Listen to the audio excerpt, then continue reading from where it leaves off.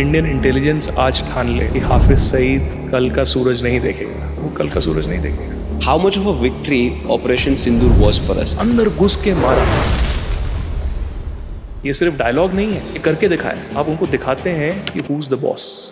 करीबन 1 बजे के आसपास मुझे कहीं से मैसेज आया, मुजफ्फराबाद चेक कीजिए, लास्ट वर्ड। कहाँ से आया था ये मैसेज? सरहद पार से? सरहद पार से। How can they be so unprepared? उनकी आर्मी, एयरफोर्स और navy is not as capable as us. अगर हम अपने उस अवतार में आ गए, नरसिम्हा अवतार में, तो पाकिस्तान तो अगले 24-48 घंटे में खत्म हो जाएगा।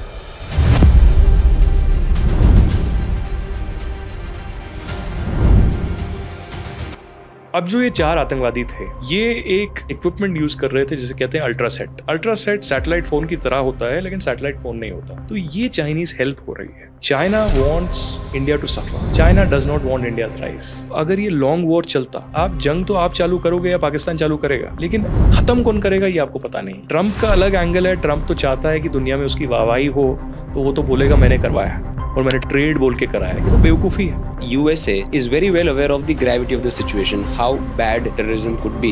9/11 हुआ, which is considered to be the biggest attack. Do they forget everything that has happened with them when it comes to trade, when it comes to business? America आज भी मानता है कि पाकिस्तान आतंकवाद के खिलाफ अमेरिका का एक सबसे बड़ा नॉन नेटो अला है। So the reality of the matter is कि पाकिस्तान किसी का सगा नहीं है। POK पे अभी भी सॉफ्ट अप्रोच क्यों? Will we ever wake up to a news someday that POK is now part of India? अगर पाकिस्तान अगले 5 साल, 10 साल, 15 साल में खुद ही अपने घुटनों पे टिक के POK हमें सौंप दे, तो हमें अपनी ब्रह्मोस मिसाइल वेस्ट करने का क्या मतलब? It's a very big statement. Article 370 abrogation. ये इवेंट जब होता है, आपको फोन आता है अमित शाह जी का। How does it feel to be a part of such a big historic event? 2019 में मुझे किसी का फोन आता है और मुझे एक मीटिंग के लिए बुलाया जाता है। तो उन्होंने मुझे बोला कि अगले 3 महीने में ये चला जाएगा। मैंने बोला चला जाएगा मतलब मजाक कर रहे हो? मैं हंसने लगा। तो उसके बाद मुझे गृह मंत्री जी के यहाँ से फोन आया। तो उन्होंने मुझे बोला कि आप कश्मीर जाइए। गृह मंत्रालय से और IB से ये आंकलन था कि 10,000 लोगों की मृत्यु होगी। पाकिस्तान ने बहुत कोशिश की। क्या बात कर रहे हैं आप? तो ये जो है पूरी कहानी रही। What makes Ajit Doval Ajit Doval? पाकिस्तान पूरा डरता है अजीत डोवाल से। जेम्स बॉन्ड वाली पर्सनालिटी है लोगों के लिए, जो कि वो हैं भी। कश्मीरी पंडितों की हत्याएं ज्यादा बढ़ने लगी तो उन्होंने मुझसे पूछा कि क्या हो रहा है, कैसे हो रहा है। तो पूरा नोट्स लिया उन्होंने और देखा, तो ये उनका बड़प्पन है। जब कश्मीर फाइल्स आई फिल्म, तब बोला गया कि ये तो प्रोपेगेंडा है। अरे भाई कैसा प्रोपेगेंडा है? मैं as a victim of terrorism in Kashmir, as a Kashmiri Hindu, as a Kashmiri Pandit, आपको बताता हूँ कि कश्मीर फाइल्स ने सिर्फ 10% दिखाया। इससे भी बुरा हुआ है। Why Kashmir is so messed? मैं आपको एक सच्चाई बताऊंगा जो बहुत लोग आपको नहीं बताएंगे। And this reality, this truth will pinch. Unbelievable. ये है रियलिटी, लेकिन ये आपको बताया नहीं जाता। नमस्कार दोस्तों, स्वागत है आज के एक स्पेशल एपिसोड में। ये एपिसोड के साथ हम एक नई सीरीज की शुरुआत कर रहे हैं। ये सीरीज का नाम है द कश्मीर डायलॉग्स, जहाँ पे हम बात करेंगे कश्मीर की, वहाँ की प्रॉब्लम्स की और उनके पॉसिबल सॉल्यूशंस की। दोस्तों, पहलगाम अटैक और ऑपरेशन सिंदूर के बाद मुझे लगा कि ये मेरा फ़र्ज़ है कि मैं कश्मीर के लिए कुछ ऐसा कंटेंट बनाऊं जिससे real facts, real insights, secrets, ऐसी बातें लोगों तक पहुँचे जो उनको जाननी चाहिए। तो ये सीरीज़ से मेरा प्रयास रहेगा कि हम ऐसे लोगों से बात करें जो कश्मीर को रियली समझते हैं, जिन्होंने कश्मीर पे बहुत काम किया है, कश्मीर की जनता के साथ वो जिए हैं और कश्मीर को बहुत नज़दीकी से देखा है, परखा है, जाना है, वहाँ की प्रॉब्लम्स को डीपली समझा है और बहुत सारे सॉल्यूशंस में एक एक्टिव रोल भी प्ले किया है। और ये बातें करने के लिए आज जो हमारे पहले गेस्ट हैं वो है Aditya Raj Kaul, a very senior journalist and one of the most renowned experts as far as Kashmir is concern in India. India में जब कश्मीर की बात होती है, लोग आदित्य राज कौल को याद करते हैं। वो खुद एक कश्मीरी पंडित है, उनका परिवार कश्मीरी पंडित एग्जॉडर्स का एक विक्टिम रह चुका है। And for the last 2 decades he has covered Kashmir conflicts, Kashmir issues and national security extensively. Right now he serves as the national security and strategic affairs executive editor for TV9 network. और इन्होंने कश्मीर को, national security को, पाकिस्तान में पल रहे आतंकी groups को, पाकिस्तान की ISI को और इंडिया पाकिस्तान कॉन्फ्लिक्ट्स को बहुत डीपली समझा है और कवर किया है। इतना ही नहीं, international conflicts, middle eastern conflicts, war torn places में जाके भी इन्होंने रिपोर्टिंग की है। जब आर्टिकल 370 हटाया गया था तब गवर्नमेंट ऑफ इंडिया ने भी इनको कंसल्ट किया था, और जब आर्टिकल 370 की फिल्म बनी तब वो फिल्म में भी इन्होंने कंसल्टेंट के तौर पे अपनी भूमिका निभाई थी। इतना ही नहीं, जब ऑपरेशन सिंदूर हुआ तब इंडिया में सबसे पहले इन्होंने ये स्टोरी ब्रेक की थी। दोस्तों, कश्मीर के बारे में बात करने के लिए इनसे बेटर गेस्ट कोई हो ही नहीं सकता। I am sure you will learn a lot today. आप बहुत सारी ऐसी चीज़ें जानेंगे जो आपको कभी पता नहीं थी, जो आप कभी सोच भी नहीं सकते थे. ऐसे फैक्ट्स और रियल इंसाइट्स आपको ये एपिसोड में मिलेंगे. So my request to you is please ये एपिसोड को पूरा देखना. Enjoy the show. आदित्य भाई, वेलकम टू द जय थाडेश्वर show. Thank you, Jay. Thank you very much. We have been in touch for about, I think, now more than 8 months. Yes. हम बात कर रहे थे पॉडकास्ट करने की, बट अभी जो कश्मीर में जो हुआ Pahalgam attack and then India का response, I think that subject needs to be discussed and needs to be discussed at length because there are lot of grey areas that many don't understand. Right? So to start with, my first question, very basic, कि how much of a victory Operation Sindoor was for us? ये कितनी बड़ी सफलता या victory Bharat के लिए है? Because जब sudden news of ceasefire आ गई, many people were disappointed, including me. I remember I was in gym working out. 2 घंटे पहले मैंने एक पोस्ट डाला था कि because you know I mean during this time there is a war of narratives and you know there is war of ideology and thought process also. So there were a lot of people who were saying कि you know you should not want or demand war, and then I had posted कि it's not demand for war, it's demand for justice. ये राष्ट्र धर्म है. और मैंने just post किया 2 घंटे पहले और 2 घंटे में ये सीज फायर का न्यूज़ आ गया. I could not complete my workout, I had to sit down. मैं शॉक में था. और उसके बाद then people have different thoughts कि यार हमने पूरा बदला लिया कि नहीं लिया, कि हम और सख्ती से बरस सकते थे कि नहीं. So what is your understanding, your view on operation Sindoor and its success and victory? देखिए, ऑपरेशन सिंदूर और सीज फायर को समझने से पहले हमको इसकी हिस्ट्री और कॉन्टेक्स्ट को समझना पड़ेगा. और हाँ, लोगों को मैं समझता हूँ कि लोगों की एक्सपेक्टेशंस बहुत ज़्यादा थी. लोगों को ऐसा लग रहा था कि पाकिस्तान ऑक्यूपाइड कश्मीर पर हम कब्जा कर लेंगे. लोगों को लग रहा था कि कोई हाई प्रोफाइल बंदा है, उसको हम मार सकेंगे.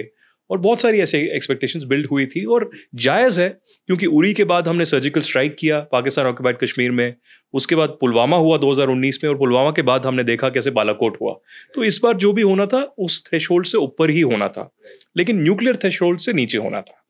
तो कॉन्टेक्स्ट ये है कि 22nd of April I was sitting in my office and I suddenly got an alert from a source in Kashmir कि पहलगाम में कुछ हुआ है.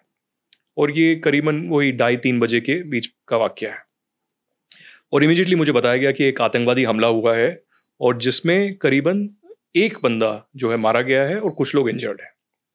तो I was one of the first in Indian media to break this and tell people that there's been a terror attack. And slowly my sources in the security establishment, particularly in the army and in the military intelligence, told me that the casualties are high. तो बताया गया कि 5 casualties हैं और कुछ और injured हैं. तो इनिशियल जो मैसेज पीसीआर को गया था वो उसकी कॉपी मेरे पास आई, जिसमें एक महिला का फ़ोन नंबर दिया गया था कि इससे पीसीआर कॉल आई है और कहा गया है कि मेरे पति को गोली मारी है सर पे और उनकी लाश जो है मेरे सामने पड़ी हुई है, मुझे बचा लो.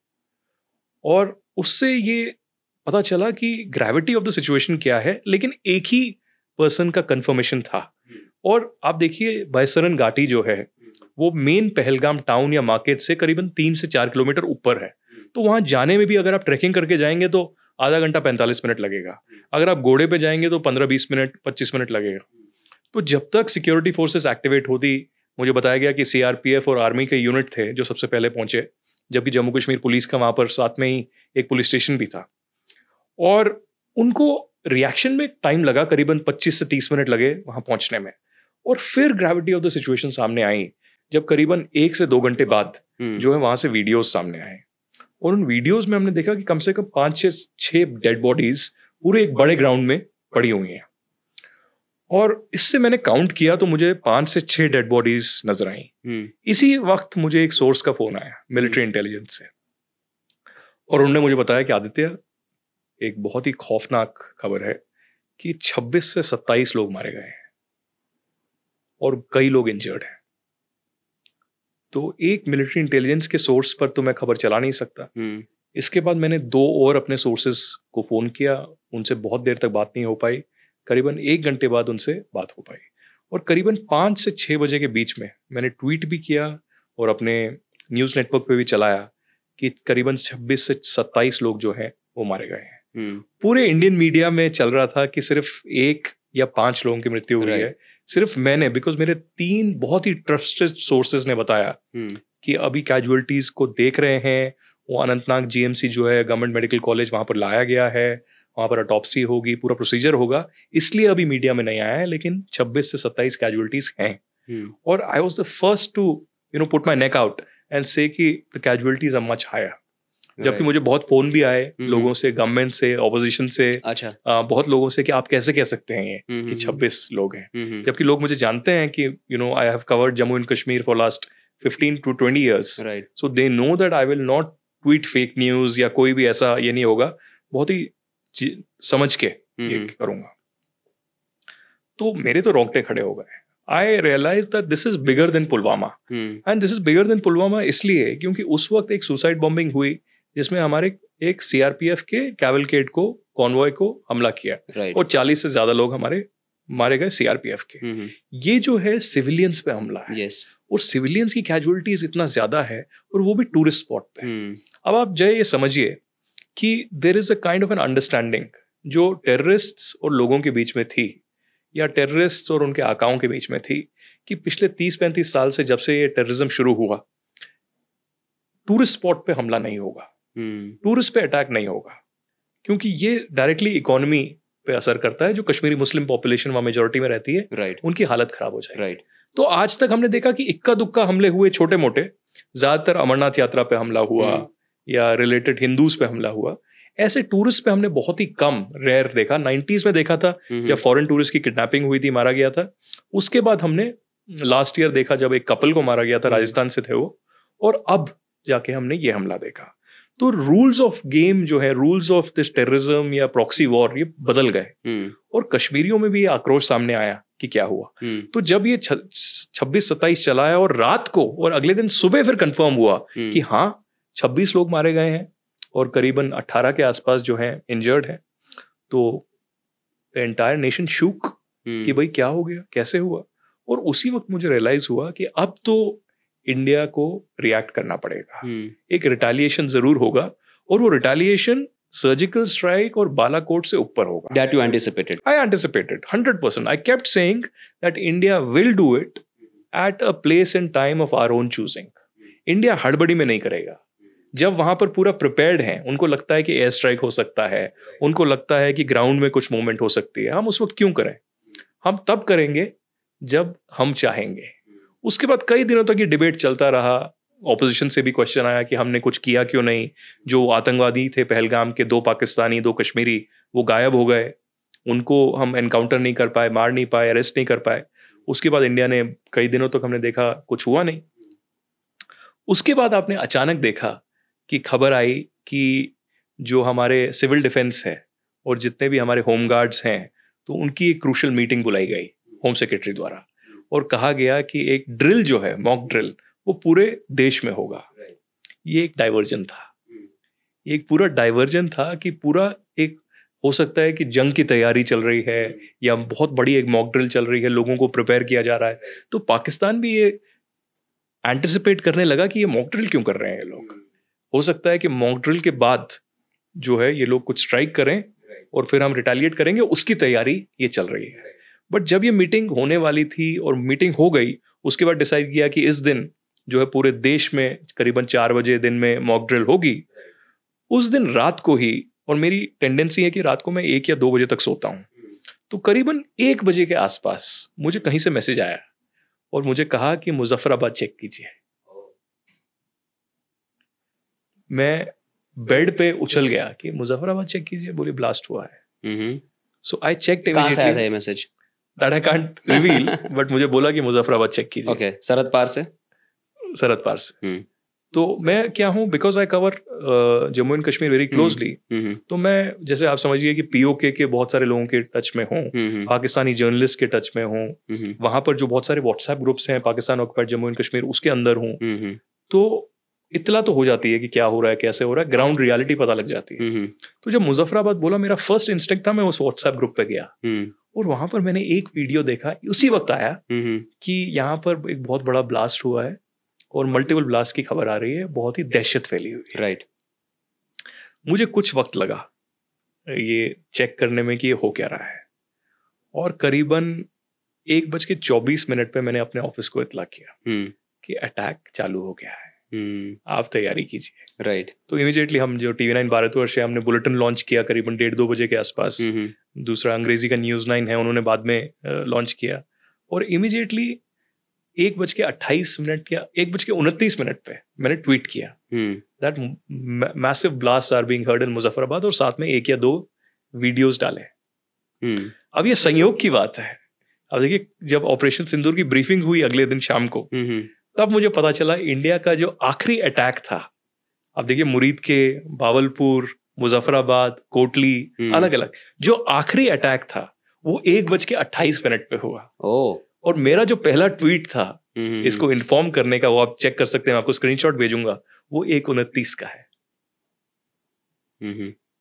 Saying that this thing has happened. और उसके बाद almost real time and not compromising with the security, क्योंकि 1:04 और 1:28 के बीच में ये सारे हमारे 9 ठिकानों पे हमले हुए।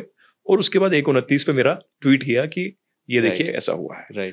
और उसके बाद तो पूरी रात आपने देखा ही, हम जगे हुए थे सब लोग, पूरा देश जो है हर्षोल्लास में था कि इंडिया ने वो कर दिखाया जो कभी सोच भी नहीं सकते थे। एक बहुत बड़ा जो है मैसेज पाकिस्तान को दिया।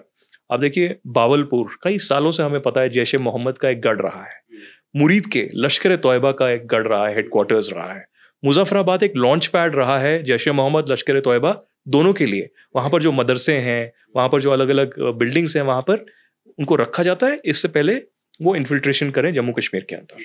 उसके बाद बाकी अलग अलग जगहें जहां पर ये हमले हुए। फिर धीरे धीरे अगले दिन हमें जनाजे की खबरें मिलने लगी कि कैसे जैश ए मोहम्मद के जो कमांडर्स हैं उनको मारा गया, आतंकवादी आला कमान। लश्कर तोयबा के जो कमांडर्स हैं वो मारे गए। बहुत सारे हमें बताया गया कि इसमें जो पाकिस्तान आर्मी के भी सोल्जर्स हैं जो वहां पर प्रोटेक्ट कर रहे थे, क्या कर रहे थे, वो भी मारे गए। तो रियल फिगर्स तो मैं आपको बताऊंगा 150 से ऊपर है जो लोग मारे गए। गवर्नमेंट ऑफ इंडिया ने 100+ बोला है, लेकिन मैं बोलूंगा जितना मेरा इंफॉर्मेशन है 150+ आतंकवादी और उनके जो रिलेटिव्स हैं और बाकी लोग हैं इसमें मारे गए हैं।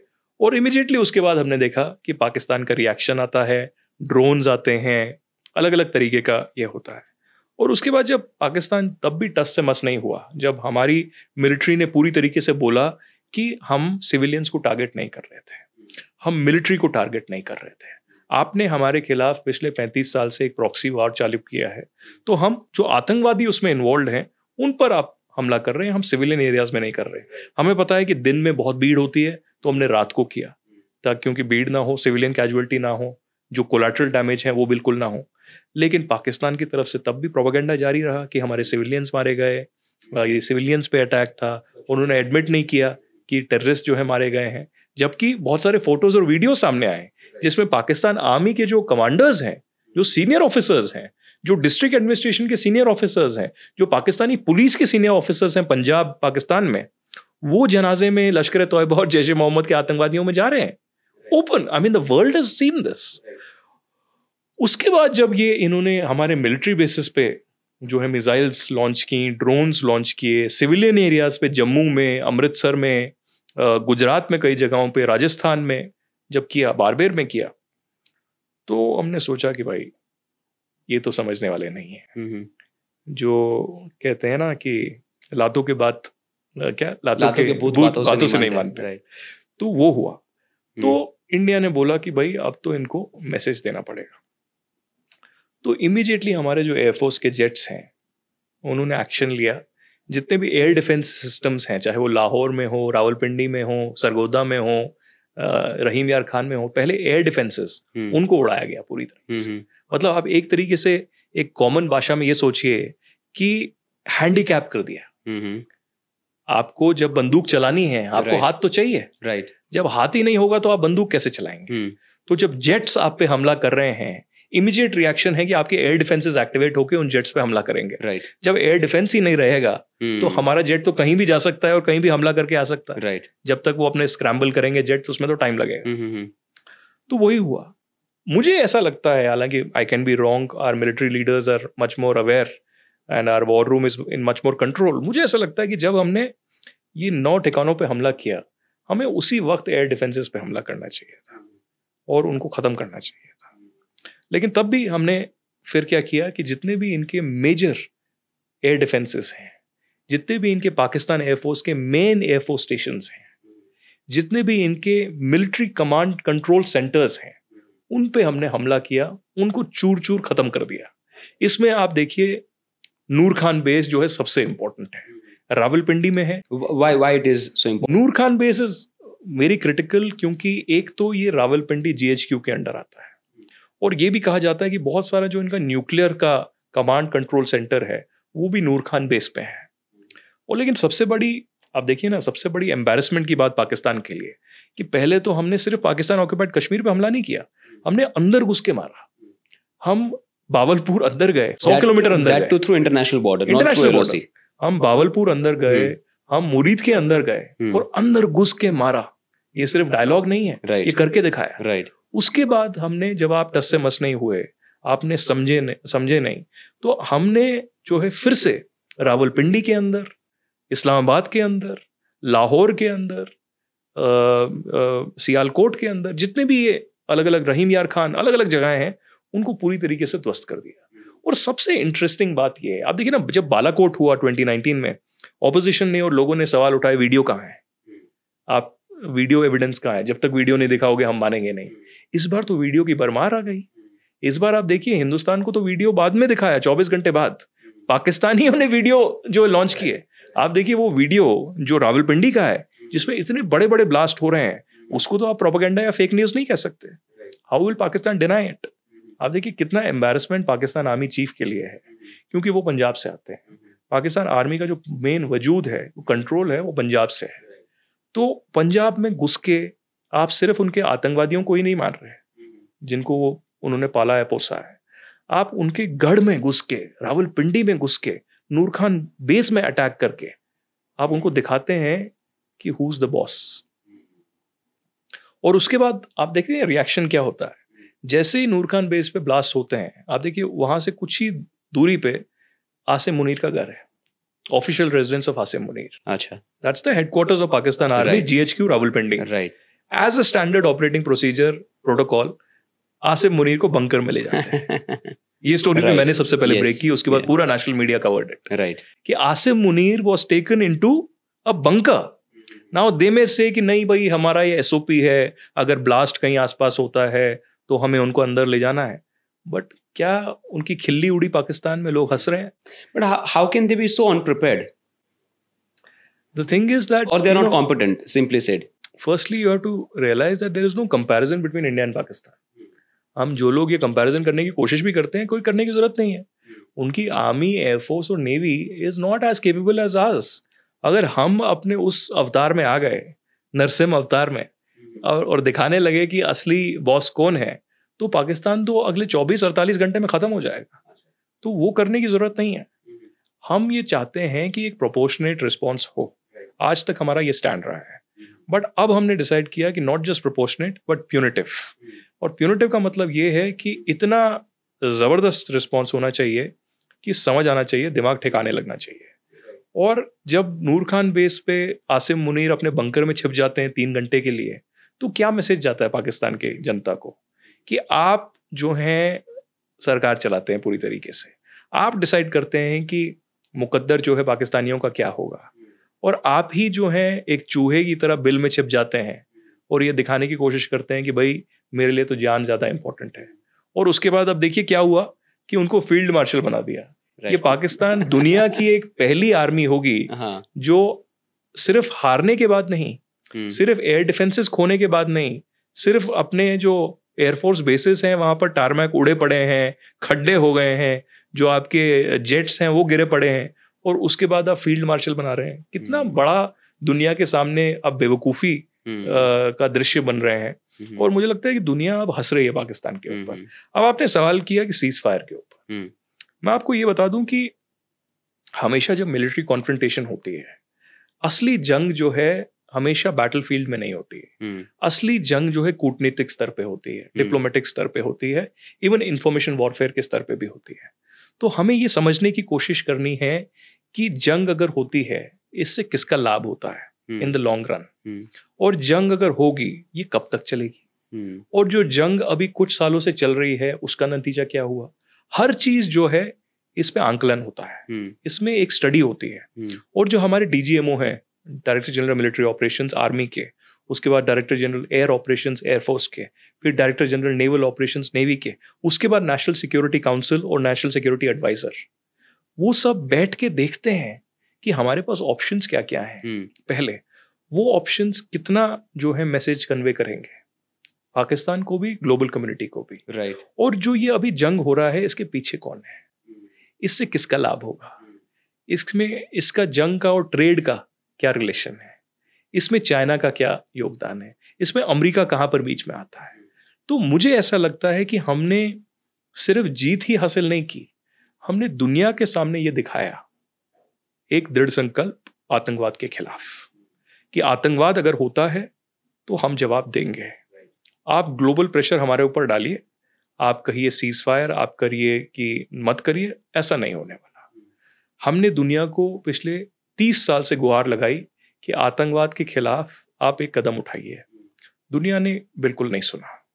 और आज देखिए क्या हो रहा है, अमेरिका में 26/11 हुआ, अमेरिका में 9/11 हुआ, मुंबई में 26/11 हुआ, लंदन में ट्रेन बॉम्बिंग्स हुई, अभी यूरोप में अलग अलग जगहों पे आप देखते हैं लोन वुल्फ अटैक्स होते हैं, कभी गाड़ी आती है, ट्रक आती है, कुचल के चली जाती है, नाइफ अटैक्स होते हैं, गोलियां मार के लोग क्रिसमस मार्केट में मार दिए जाते हैं। तो अब यूरोप और अमेरिका धीरे धीरे ये समझने की कोशिश कर रहा है कि आतंकवाद अब उनके घरों के सामने आ चुका है, so it is knocking on their doors. But अभी भी वो जग नहीं रहे, they are still not waking up. But could there be vested interest? For example, USA is very well aware of the gravity of the situation, how bad terrorism could be. 9/11 हुआ, which is considered to be the biggest attack. उसके बाद भी US का पाकिस्तान को support करना, during the conflict उनके लिए loan approve करवाना, और उसके बाद तुर्की को वेपन्स बेचना जो पाकिस्तान को मिलते हैं। तो could there be vested, मतलब do they forget everything that has happened with them when it comes to trade, when it comes to business? How do you read this? देखिए, आपको ये समझने की कोशिश करनी है कि अमेरिका आज भी मानता है कि पाकिस्तान आतंकवाद के खिलाफ अमेरिका का एक सबसे बड़ा नॉन नेटो अलाय है। इसका मतलब ये है कि उनको लगता है कि पाकिस्तान अमेरिका की मदद करेगा आतंकवाद के खिलाफ। लेकिन इसमें एक दूसरा पहलू है, मुझे ऐसा भी लगता है कि जहाँ तक अफगानिस्तान है, जहाँ तक चाइना है, तो कुछ अलग तरीके की मदद हो सकता है पाकिस्तान अमेरिका की कर रहा हो। क्या पता कोई एक ऐसा सेंसिटिव या सीक्रेट लोकेशन है पाकिस्तान में जहाँ से अमेरिका अपना एयरबेस चला रहा हो, ये किसी को पता नहीं है। इसमें बहुत सारी ऐसी रिपोर्ट्स आई हैं कि बलूचिस्तान में कोई ऐसी जगह है जहाँ पर पाकिस्तान ने अमेरिका को एक एयरबेस दिया हुआ है और वहाँ से वो अपनी गतिविधियाँ चला रहा है। आप देखिए ना, बांग्लादेश में क्या हुआ। बांग्लादेश में एक बहुत बड़ी आप बहुत लोग कहेंगे रूमर, लेकिन बहुत लोग कहेंगे कि असली वजह वही है कि अमेरिका चाहता था एक नेवल बेस और एयर बेस बनाना। शेख हसीना ने वो माना नहीं, तो अगले 1 साल 2 साल में शेख हसीना की तख्ता पलटी हो गई और शेख हसीना वहां से निकल गई। रशियन गवर्नमेंट ने प्रेस कॉन्फ्रेंस की थी और बताया था कि अमेरिका की जो CIA है वो एक सो कॉल्ड ये रेवोल्यूशन और तख्ता पलटी करने जा रहा है, रेजिम चेंज ऑपरेशन करने जा रहा है। तो ये लोगों को पता था कि ये होने वाला है, वक्त का इंतजार था। तो वही पाकिस्तान में भी हो सकता है कि पाकिस्तान के साथ, आर्मी के साथ एक सीक्रेट डील हो और अमेरिका को वो हेल्प कर रहा हो। यहाँ से चाइना को कहता है कि हमारा आयरन ब्रदर है और वहां से अमेरिका की मदद कर रहा है। अब देखिए ना, अमेरिका को भी ये समझने की जरूरत है कि पाकिस्तान बार बार उनका बेवकूफ बना रहा है। आप देखिए, अफगानिस्तान में जब डेमोक्रेटिक गवर्नमेंट थी और तालिबान ने कब्जा किया, उससे पहले दोहा टॉक्स चल रहे थे और दोहा टॉक्स के दौरान ये बताया गया पाकिस्तान ने कि हम ये टॉक्स को फैसिलिटेट कर रहे हैं, हम मदद कर रहे हैं और हम अमेरिका की पूरी तरीके से मदद करेंगे एक पीसफुल ट्रांजिशन में from democratic government to Taliban. लेकिन हुआ क्या, तालिबान जैसे ही काबुल के बॉर्डर पे आया, उन्होंने फोर्सफुली जो है कब्जा कर लिया। जो अशरफ गनी उस वक्त प्रेसिडेंट थे, उनको हेलीकॉप्टर में भागना पड़ा। जितने भी जो मिनिस्टर्स थे, वाइस प्रेसिडेंट थे, इंटेलिजेंस चीफ थे, सबको जो है भागना पड़ा। उसके बाद आपको दृश्य याद होगा काबुल एयरपोर्ट का, जब अमेरिका के इतने सारे वायुसेना के विमान थे और उस पे अफगानी जो है लोग लटके हुए थे और भाग रहे थे। वो इसलिए क्योंकि हजारों की तादाद में अफगानी जो लोग हैं, उन्होंने America, Britain, western European countries जो हैं इनकी मदद की। और उनको लगा कि अब जब ये लोग यहाँ से भाग निकल आए, तालिबान हमें मारेगा, अरेस्ट करेगा और मारेगा। अब देखिए कितना एम्बैरेसिंग है अमेरिका के लिए कि आप जिन लोगों ने 20 साल से आपकी मदद की उनको आप बचा नहीं पाए। आपने कुछ हजार लोगों को तो लिया, लेकिन बाकियों का क्या, जिनका पूरा परिवार वहां उजड़ गया। और अभी भी कोई रिकॉर्ड नहीं है, हो सकता है बहुतों को फांसी चढ़ा दिया हो, मार दिया हो। They don't care. They just don't care. So the reality of the matter is कि पाकिस्तान किसी का सगा नहीं है। पाकिस्तान आपको अंदर बताएगा कि हम आपकी मदद करेंगे, लेकिन पीछे से वो छुरा घोंप रहा होगा। तो यहाँ से वो चाइना की मदद कर रहा है। और आप ये भी देखिए कि पहलगाम में जो आतंकवादी हैं, अभी तक हमें बताया गया कि 2 पाकिस्तानी हैं और 2 कश्मीरी हैं, ज़्यादा भी हो सकते हैं। जो पाकिस्तानी हैं उसमें से एक जो है SSG कमांडो है। इसका मतलब पाकिस्तान की जो आर्मी है उसका जो सबसे एलीट सर्विस है उसका वो कमांडो रह चुका है। और वो कमांडो ऐसे था कि वो कमांडो रहा होगा, और कमांडो की एज करीबन आई थिंक 30-35 साल तक आप कमांडो बन सकते हैं, उसके बाद आप रिटायर हो जाते हैं। लेकिन आपको कमाना है, आप यंग एज में रिटायर हो रहे हैं, तो आपको रिक्रूट कर लिया जाता है लश्कर तोयबा में या जैश ए मोहम्मद में। आपको बोलता है कि आपको पैसा मिलेगा, सब कुछ मिलेगा, आपके परिवार को हम देखेंगे, लेकिन आप जो है बॉर्डर क्रॉस पार करिए और ये करिए। और ऐसे बहुत ऐसे जो है SSG के कमांडोज आते रहे हैं लश्कर तोयबा और जैश ए मोहम्मद के तहत। अब जो ये 4 आतंकवादी थे, ये एक इक्विपमेंट यूज कर रहे थे जिसे कहते हैं अल्ट्रासेट। ये अल्ट्रासेट क्या है? अल्ट्रासेट सैटेलाइट फोन की तरह होता है, लेकिन सैटेलाइट फोन नहीं होता। एक मशीन है छोटा सा, जिसको एक मोबाइल फोन के साथ कनेक्ट करते हैं। तो मोबाइल फोन में आपको सिम कार्ड डालने की जरूरत नहीं है। जब वो अल्ट्रासेट के साथ कनेक्ट हो जाता है तो आप मोबाइल फोन से वीडियो, ऑडियो और टेक्स्ट जो है भेज सकते हैं और रिसीव कर सकते हैं। तो ये अल्ट्रासेट उनकी मदद कर रहा था। अब हमारी एजेंसीज कोशिश कर रही हैं अल्ट्रासेट को पकड़ने की, उसका लोकेशन। लेकिन अल्ट्रासेट का जब भी लोकेशन आता है वो करीबन 10 से 12 किलोमीटर के रेंज में आता है। तो अब 10 से 12 किलोमीटर जंगल में कितना डिफिकल्ट है खोजना, तो बहुत मुश्किल है। तो पहलगाम अटैक के बाद भी ये कुछ जो है वहाँ जंगली इलाका है, वहाँ पर ये पिन पॉइंट लोकेशन आई, लेकिन बहुत सर्च ऑपरेशन किया। But is it safe to believe they're still in India? There are only 2 scenarios. The first and more pragmatic scenario is कि ये आतंकवादियों ने कहीं पर छिपे हुए हैं। जो लोकल कश्मीरी मुस्लिम हैं, ओवरग्राउंड वर्कर्स जैश ए मोहम्मद के, लश्कर तोयबा के, वो इनको मदद कर रहे हैं और इनको छिपा के रखा हुआ है। दूसरा ये है कि किसी तरीके से वो वहाँ से भाग निकल आए और वापस जो है बॉर्डर क्रॉस कर लिया।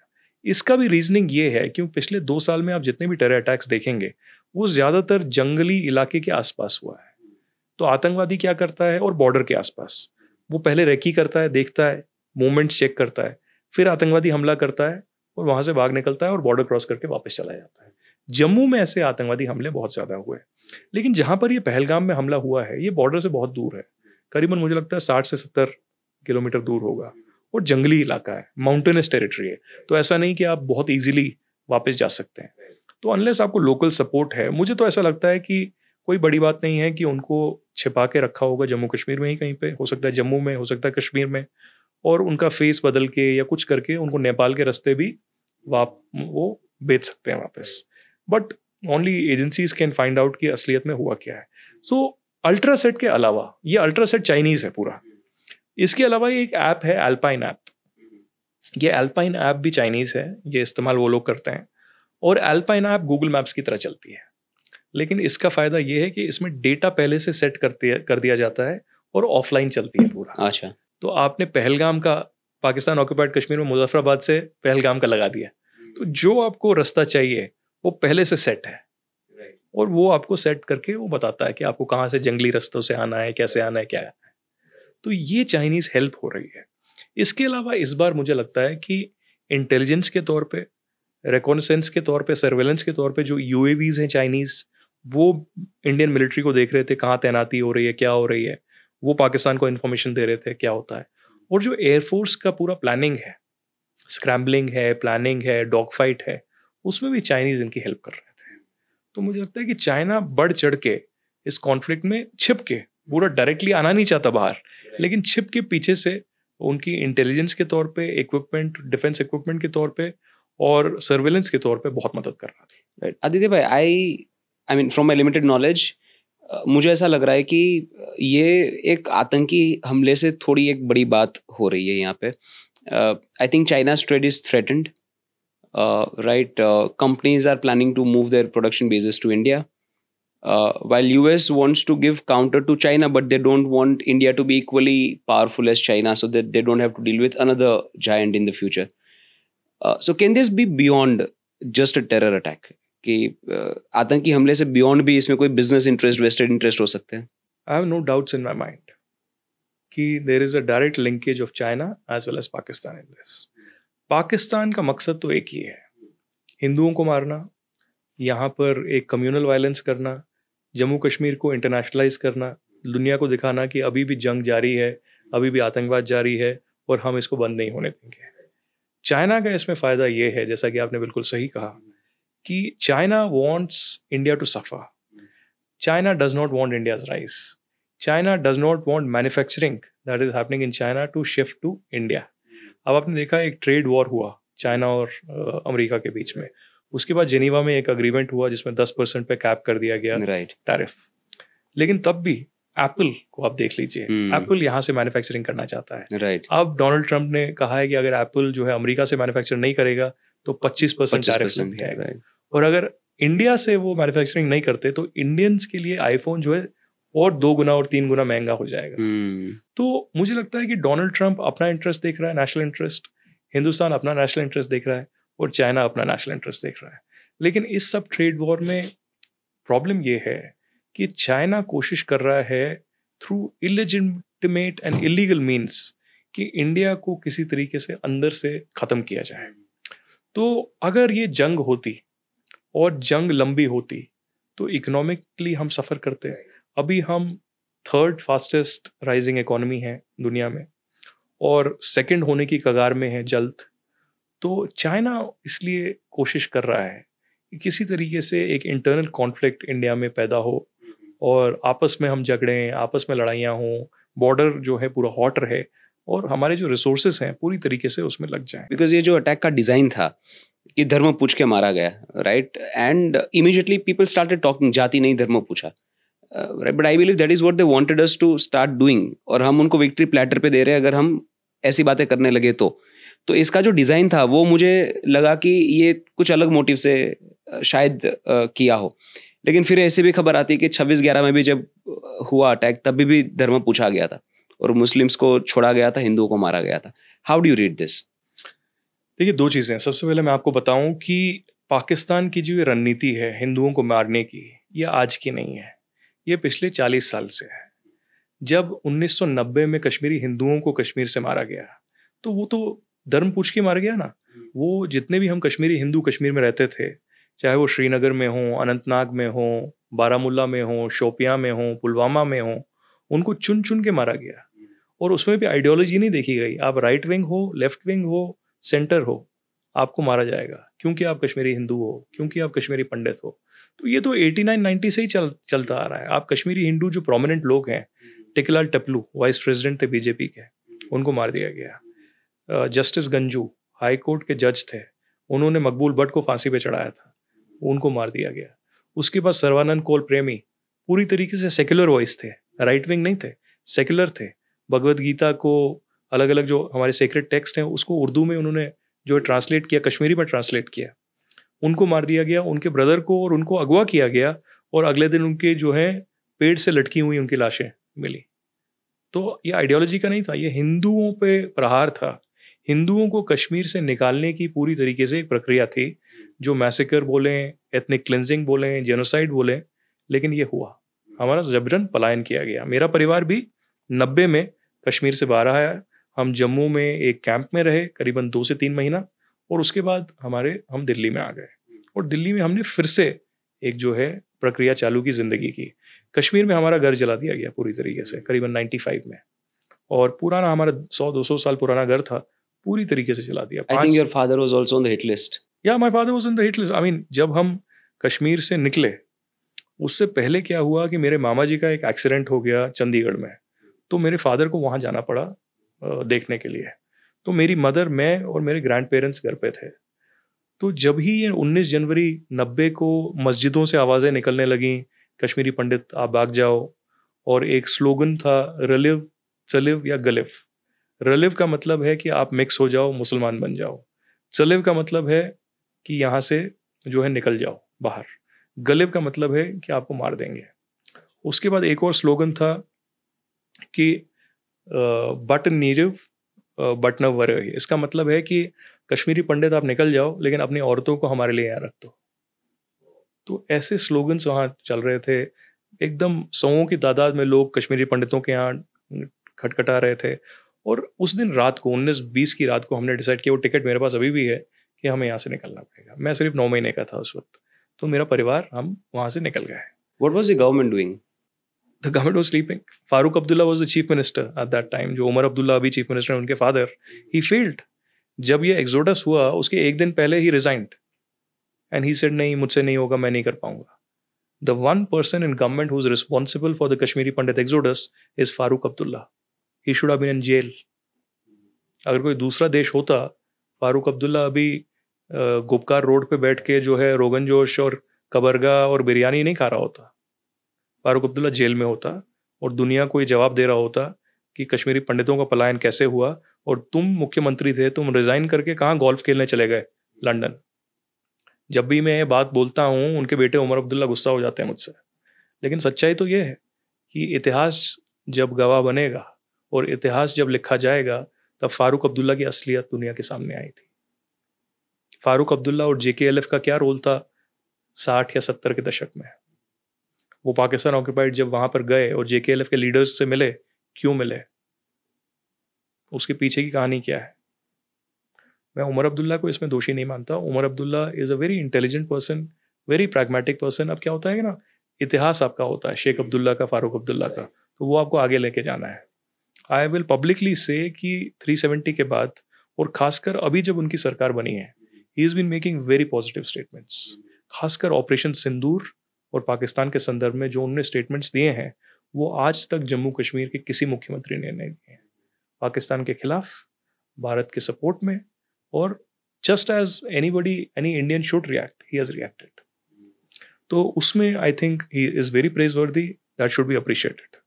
But his father's crimes against humanity, his father's being a mute spectator when Pandits were being killed, needs to be investigated and something needs to be done. मैं तो ये भी भारत सरकार को बार बार कहता हूँ कि आज से 40 साल पहले सिखों के साथ जो नरसंहार हुआ, दिल्ली की सड़कों पे सिखों को बर्बरता से मारा गया, 3000 से ज़्यादा सिख जो है बुरी तरीके से मारे गए। आज भी उनमें केसेस चल रहे हैं। उनको मैं मानता हूँ पूरी तरीके से न्याय नहीं मिला, लेकिन कुछ हद तक तो न्याय मिला।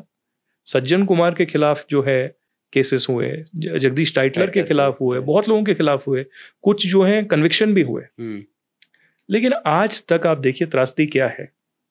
Not a single case against terrorists who have killed Kashmiri Hindus has been done. Nobody has been brought to justice. Not a single terrorist, not a single terrorist in the last 35 years has been arrested, has been convicted for killing Kashmiri Hindus. आप देखिए, जब आप narrative ही ऐसा चला रहे हैं कि कश्मीरी पंडितों को मार दिया जाएगा, भगा दिया जाएगा हिंदुओं को कश्मीर से, और आतंकवादियों के खिलाफ कुछ नहीं होगा, फिर आप किस मुंह से ये कह सकते हैं कि कश्मीरी पंडितों को वापस आना चाहिए? राइट। कैसे कश्मीरी पंडित कश्मीर वापस आएंगे? अभी तो पहलगाम अटैक के बाद वो नैरेटिव खत्म हो गया ना आपका। राइट। तो मैं बार बार प्रधानमंत्री और गृह मंत्री जी से ये कहता हूं कि इसका आप आंकलन कीजिए कि कश्मीरी पंडित क्यों वापस नहीं जा रहा। और ये कश्मीरी पंडित कोई कांग्रेस सपोर्टर नहीं है। बार बार उनको ये भी लगता है कि ट्रेडिशनली इंदिरा गांधी के 4-5 एडवाइजर कश्मीरी पंडित थे, इंदिरा गांधी खुद कश्मीरी पंडित थी, तो इसलिए सब कश्मीरी पंडित जो है कांग्रेस सपोर्टर है। ऐसा नहीं है।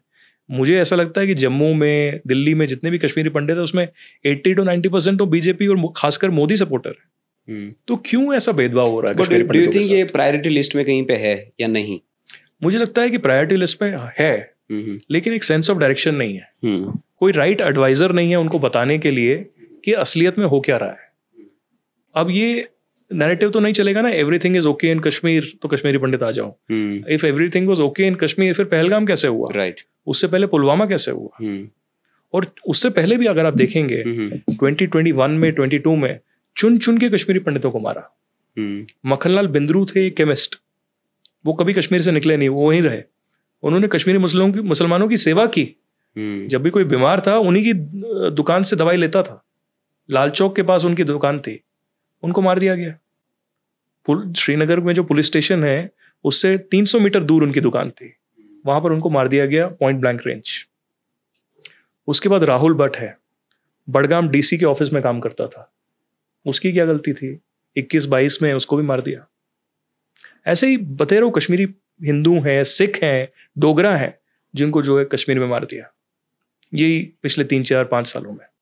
आदित्य भाई, I want to understand the mess in Kashmir in detail, but before that मुझे पाकिस्तान की पॉलिटिक्स और जियोग्राफी थोड़ी समझनी है। पाकिस्तान में इंटरनली भी बहुत सारे प्रॉब्लम्स हैं। Balochistan is a big problem that everybody knows about. In the north Khyber Pakhtunkhwa, वहाँ पे भी प्रॉब्लम्स चल रहे हैं। अभी सुनने में आया कि Sindh is also asking for independence और separate state. So if you can help me understand कि पाकिस्तान की पॉलिटिक्स कैसे काम करती है, लोकशाही जैसा, लोकतंत्र जैसा वहाँ पे कुछ है भी या नहीं, और is it army that has been running Pakistan since independence, and what are this internal problems और issues that Pakistan is dealing with? देखिए, पहले तो आप ये संज्ञान ले लें कि पाकिस्तान में डेमोक्रेसी जैसा कुछ भी नहीं है। डेमोक्रेसी शब्द जो है पाकिस्तान की डिक्शनरी में कभी आया नहीं, और मुझे नहीं लगता कभी आएगा। ये दुनिया को दिखाने के लिए एक मुखौटा है कि हमारी सरकार है, शहबाज शरीफ हैं, उससे पहले इमरान खान थे, उससे पहले नवाज शरीफ थे, बेनज़ीर भुट्टो थी, जरदारी थे। लेकिन आपको ये समझने की कोशिश करनी है कि शुरुआत से ही रसूख जो है पाकिस्तान में सिर्फ 2 लोगों का रहा है। सबसे पहले रहा है पाकिस्तान आर्मी का, जो रावलपिंडी में जिनका हेडक्वार्टर्स है, और असली जो सरकार है, असली जो तख्ता पलटी कर सकते हैं या जो असली पावर रखते हैं, पावर सेंटर है, वो रावलपिंडी में है, पाकिस्तान आर्मी चीफ का। Pakistan army chief is the de facto prime minister of Pakistan. हाँ, और उसके बाद जो दूसरा है वो है कट्टरपंथियों का, जो रेडिकल इस्लामिस्ट हैं, सुन्नी, शिया नहीं, सुन्नी जो लोग हैं इस्लामिस्ट, उनका पूरा बोलबाला है। अब आप देखिए हिंदुओं के साथ ही क्या हो रहा है। हिंदुओं की पॉपुलेशन, जो माइनॉरिटी हिंदुओं की और क्रिश्चियंस की और अहमदियाज की, कैसे घटती चली आई है पाकिस्तान में पिछले 70 साल में। सिंध जगह है जिसकी आप बात कर रहे हैं कि सिंधु देश वो चाहते हैं बनाना, बहुत सारे लोग वहाँ पे, और वो कहते हैं कि कल बना था बांग्लादेश, आज बनेगा सिंधु देश। तो सिंधु देश में, सिंध में एक मियाँ मिट्ठू करके कट्टरपंथी है, और ये मियाँ मिट्ठू जो है लोगों को कन्वर्ट करता है। हिंदू लड़कियां जो नाबालिग हैं उनको किडनैप करता है, उनका निकाह कराता है जबरन, और उनको कन्वर्ट कराता है। ऐसे कई सैकड़ों केस हैं, हजारों केस पिछले कई सालों में। अब ये मियाँ मिट्ठू के खिलाफ क्यों एक्शन नहीं होता? ना सिंध की पीपीपी सरकार, उनके बिलावल की सरकार कुछ कर पाती है, ना शरीफ की सरकार जो है, ना पाकिस्तान आर्मी कुछ करती है। इसका मतलब क्या है? इसका मतलब ये है कि उनको स्टेट से हिदायत है, स्टेट सैंक्शन है कि आप करिए, हिंदुओं को ख़त्म करना है, आप करिए। तो ये सच्चाई है पाकिस्तान की। अभी एक एक्टिविस्ट है महाराष्ट्र में, निखिल चंदवानी, वो इस पे बहुत सारा काम कर रहे हैं। वो कोशिश कर रहे हैं कि कैसे जो हिंदू हैं वहाँ पर एट्रोसिटीज हो रही हैं उनको यहाँ पर लाया जाए। वहाँ पर भी एक क्रिश्चियन जो है एक एक्टिविस्ट हैं, वीनगस करके उनका नाम है, तो वो सिंध में काम कर रही हैं कैसे जो है हिंदू हैं या क्रिश्चियन हैं उन पर जो है और स्टोरीज कैसे हो पाए, उनको बचाया कैसे जाए। तो ऐसे ही आप देखिए बलूचिस्तान जो है एक खान ऑफ कलत वहाँ होते थे, और बलूचिस्तान ने हमेशा बोला कि हम तो इंडिपेंडेंट है, हमारा पाकिस्तान के साथ कोई नाता नहीं है, हमारी भाषा, हमारा खाना, हमारा ड्रेस, हमारा कल्चर बिल्कुल पाकिस्तान से अलग है, तो हम तो पाकिस्तान में मानते ही नहीं है। वो कभी अखंड भारत का भी हिस्सा नहीं रहा।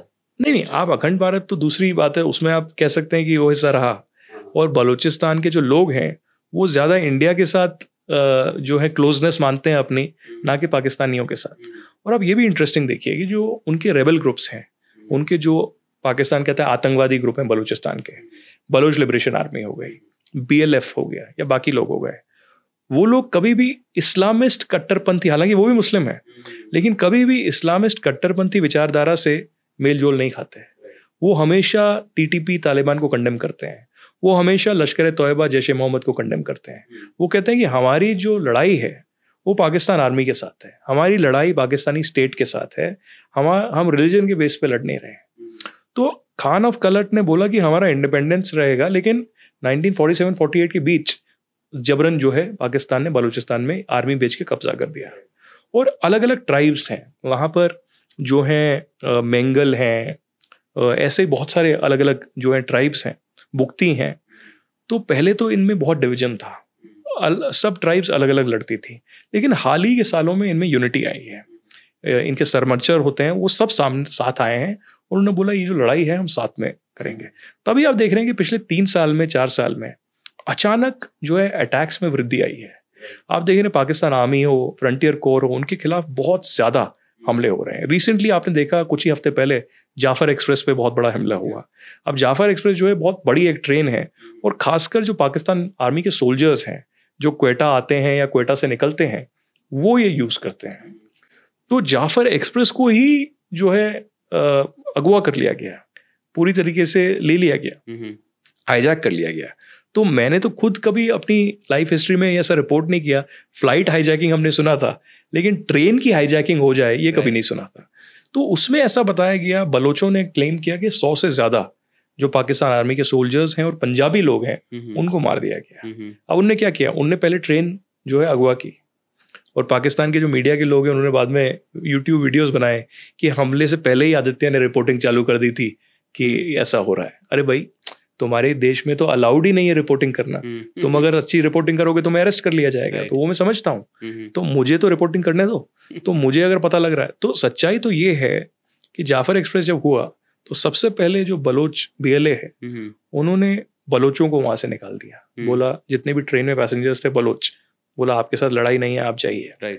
उसके बाद बुजुर्ग, महिलाएं और बच्चे, चाहे वो पंजाबी हों या बलोच हों, उनको निकाल दिया। बचे पाकिस्तान आर्मी के सोल्जर्स और पंजाबी लोग, उनको नहीं छोड़ा। और जो पाकिस्तान की तरफ से एक नैरेटिव आ रहा था पहलगाम हमले के बाद, वो ये आ रहा था कि जाफर एक्सप्रेस के बदले में उन्होंने हिंदुस्तान के पहलगाम में कश्मीर में हमला किया है। वो इसलिए क्योंकि ऑफिशियल जो कमेंट आया उसमें बताया गया कि 26 जो लोग हैं जाफर एक्सप्रेस में उनको मारा गया था ऑफिशियली, और तभी चुन चुन के 26 लोगों को यहाँ मारा गया। तो आपने देखा कि कैसे वो 26 लोगों को वहाँ ऑफिशियली बोला गया, हालांकि real numbers could be much higher. Pakistan army is in a habit of hiding casualties. Pakistan army के साथ ये पहले से रहा है। आप देखिए कि जितने भी उनके आर्मी के लोग मारे जाते हैं वो कभी भी ओपनली नहीं आते बताने के लिए। कभी मजबूरी होगी तो बताएंगे, वरना नहीं बताएंगे। आप देखिए कारगिल में क्या हुआ। कारगिल में जब हमारी जीत हुई उसके बाद हमने बोला कि आपके पाकिस्तान आर्मी के इतने सारे सोल्जर्स हैं, उनकी डेड बॉडीज पड़ी हुई, ये ले लीजिए। तो उन्होंने बोला नहीं, ये हमारी सोल्जर्स की डेड बॉडी नहीं है। अरे भाई, यूनिफॉर्म है, ID कार्ड्स हैं, सब कुछ है, तब भी आप बोल रहे हैं कि ये नहीं है।